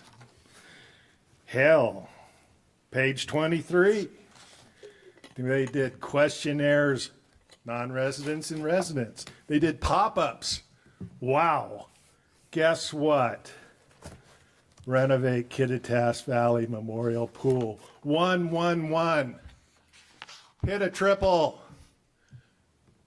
You know where your build a field house went? 335. 335. 111. Your pool's been leaking for 16 months.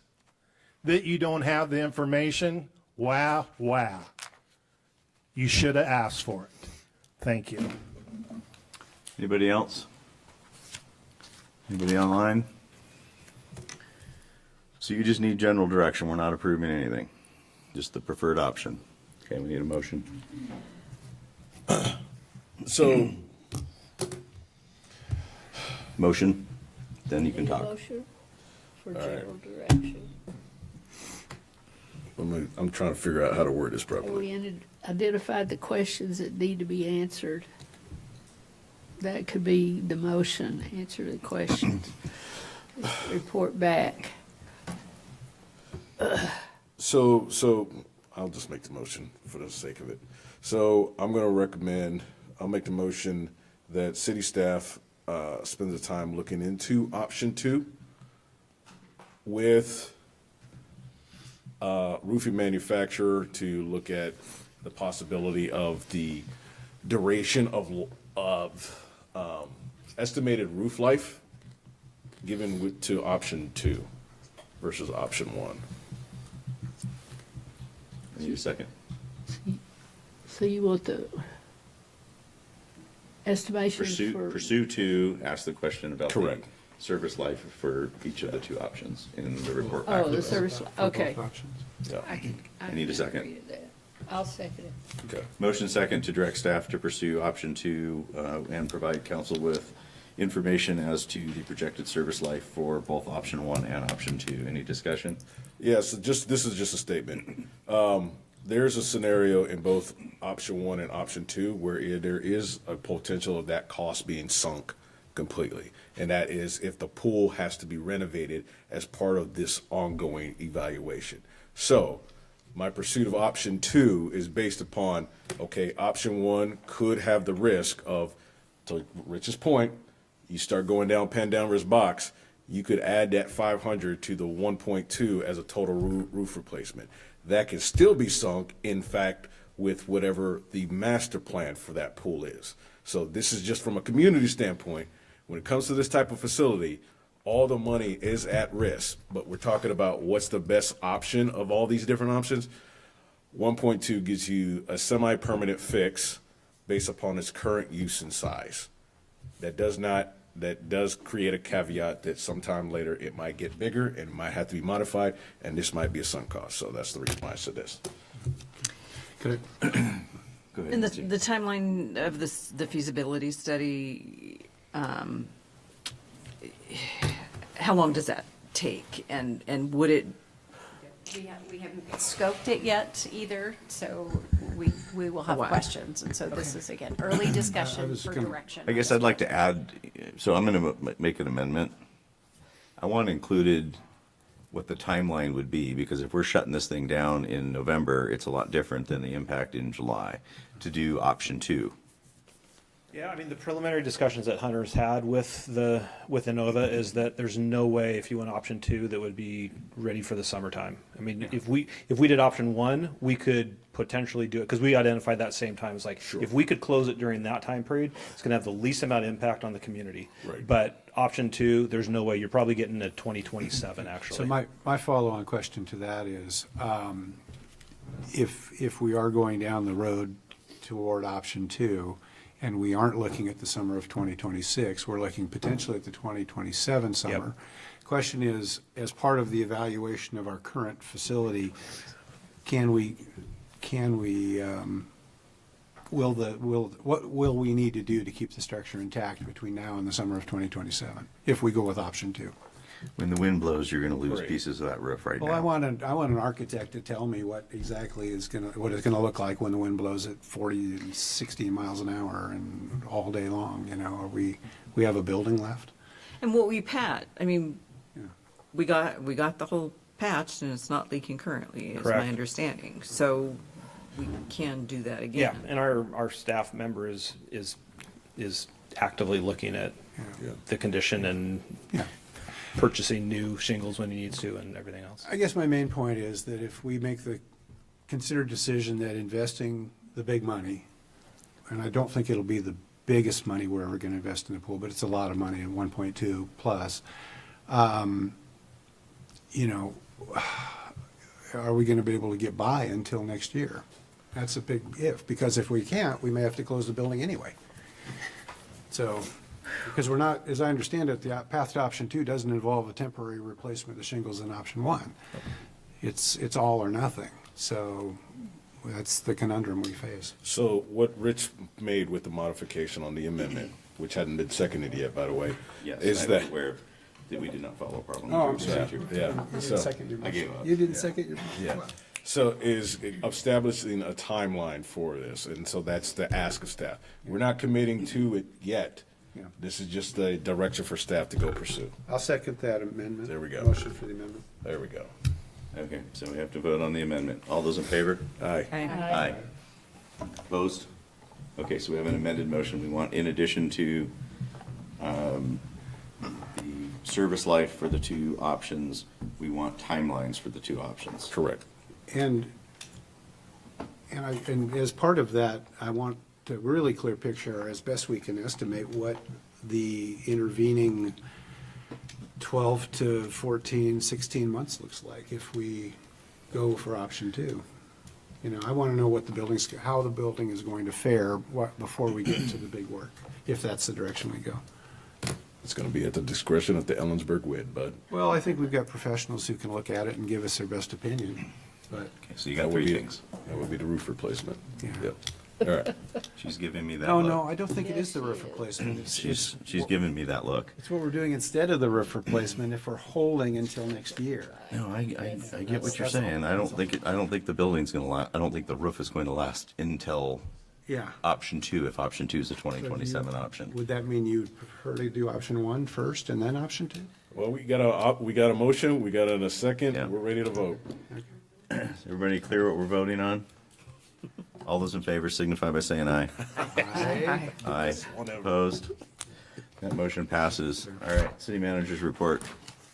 I will be very brief, Mayor. And you have before you on the dais 3 letters of support for projects, one for Central Washington University Old Heat, one for the county's improvements to the courthouse, and one for Hope Source for potential purchase of the annex, the depot annex. These are all letters of support for congressionally directed spending.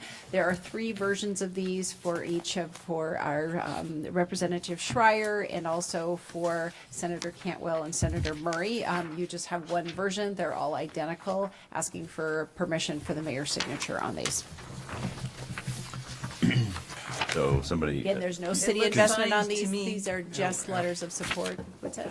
You need a motion? I move that Mrs. we Ma- approve mayor's signature on both of these requests. All 3. All 3. Second. Motion second to approve the mayor's signatures on the congressional directed spending requests. Any discussion? Hearing none, all those in favor signify by saying aye. Aye. Opposed? That motion passes. Okay, one more item. We have the second night of Ellensburg Academy. We had some lovely attendance last week, over 60 people. We have invited folks who missed the first session to come on back. We have course books. We'll provide council with a copy of the course book after the session on Wednesday night. We also gave pocket constitutions to everyone who attended as well. So lots of good head shakes and lots of nice responses from people. And if there's a housing survey, please share that. It's only open for a few weeks. It's part of our comprehensive plan. That's all I have. Anything critical for council member reports? Councilmember Thompson? Palmer? Miller? Nothing from me. I was going to ask if the lodging tax commission could have a discussion about doing Christmas bigger. Or maybe that's punted to the Ellensburg Downtown Association. Yeah, no. Initiate that conversation. Yes. Would love to, yes. Any critical? I just need to ask for an excused absence on our next meeting for April 6th. Second. Motion second to approve an excused absence for Councilmember Beauchamp for April 6th. Any discussion? There's Hearing none, all those in favor signify by saying aye. Aye. Two will vote aye, opposed. small chance I might be able to be online, but I don't know. Okay, that'll be a bonus. Yeah. Okay. We're moving to executive session. This is under RCW 4230-110-1I3. Wow, okay. To discuss legal counsel representing agency matters relating to agency enforcement actions, or legal counsel representing litigation or potential litigation, which the agency, the governing body, or a member acting in an official capacity is or likely to become a party when public knowledge regarding the discussion is likely to result in adverse legal or financial consequences to the agency. Litigation or legal risks of a proposed action or current practice that the agency has identified when the public discussion of the litigation or legal risk is likely to result in an adverse legal reaction or financial consequences to the agency. 10 minutes and 10 minutes, no action following. 10 minutes, no action. The only action we'll take when we come back is adjourn. And we're gonna get out further than 11, so we don't have to vote to extend the meeting. You wanna go longer? Oh, so like, sorry. it's not like you did.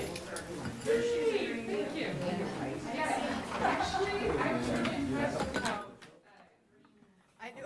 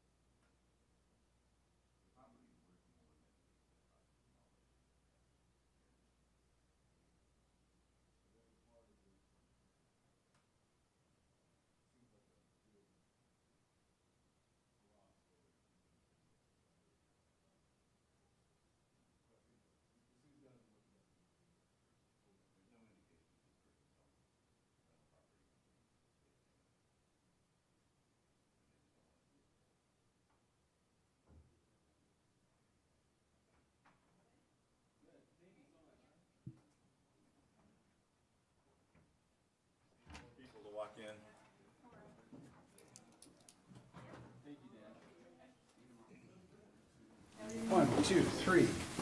We need one more. 4. Here we are. We're adjourned. Thank you. Thank you. Thank you for sticking it out. Everyone.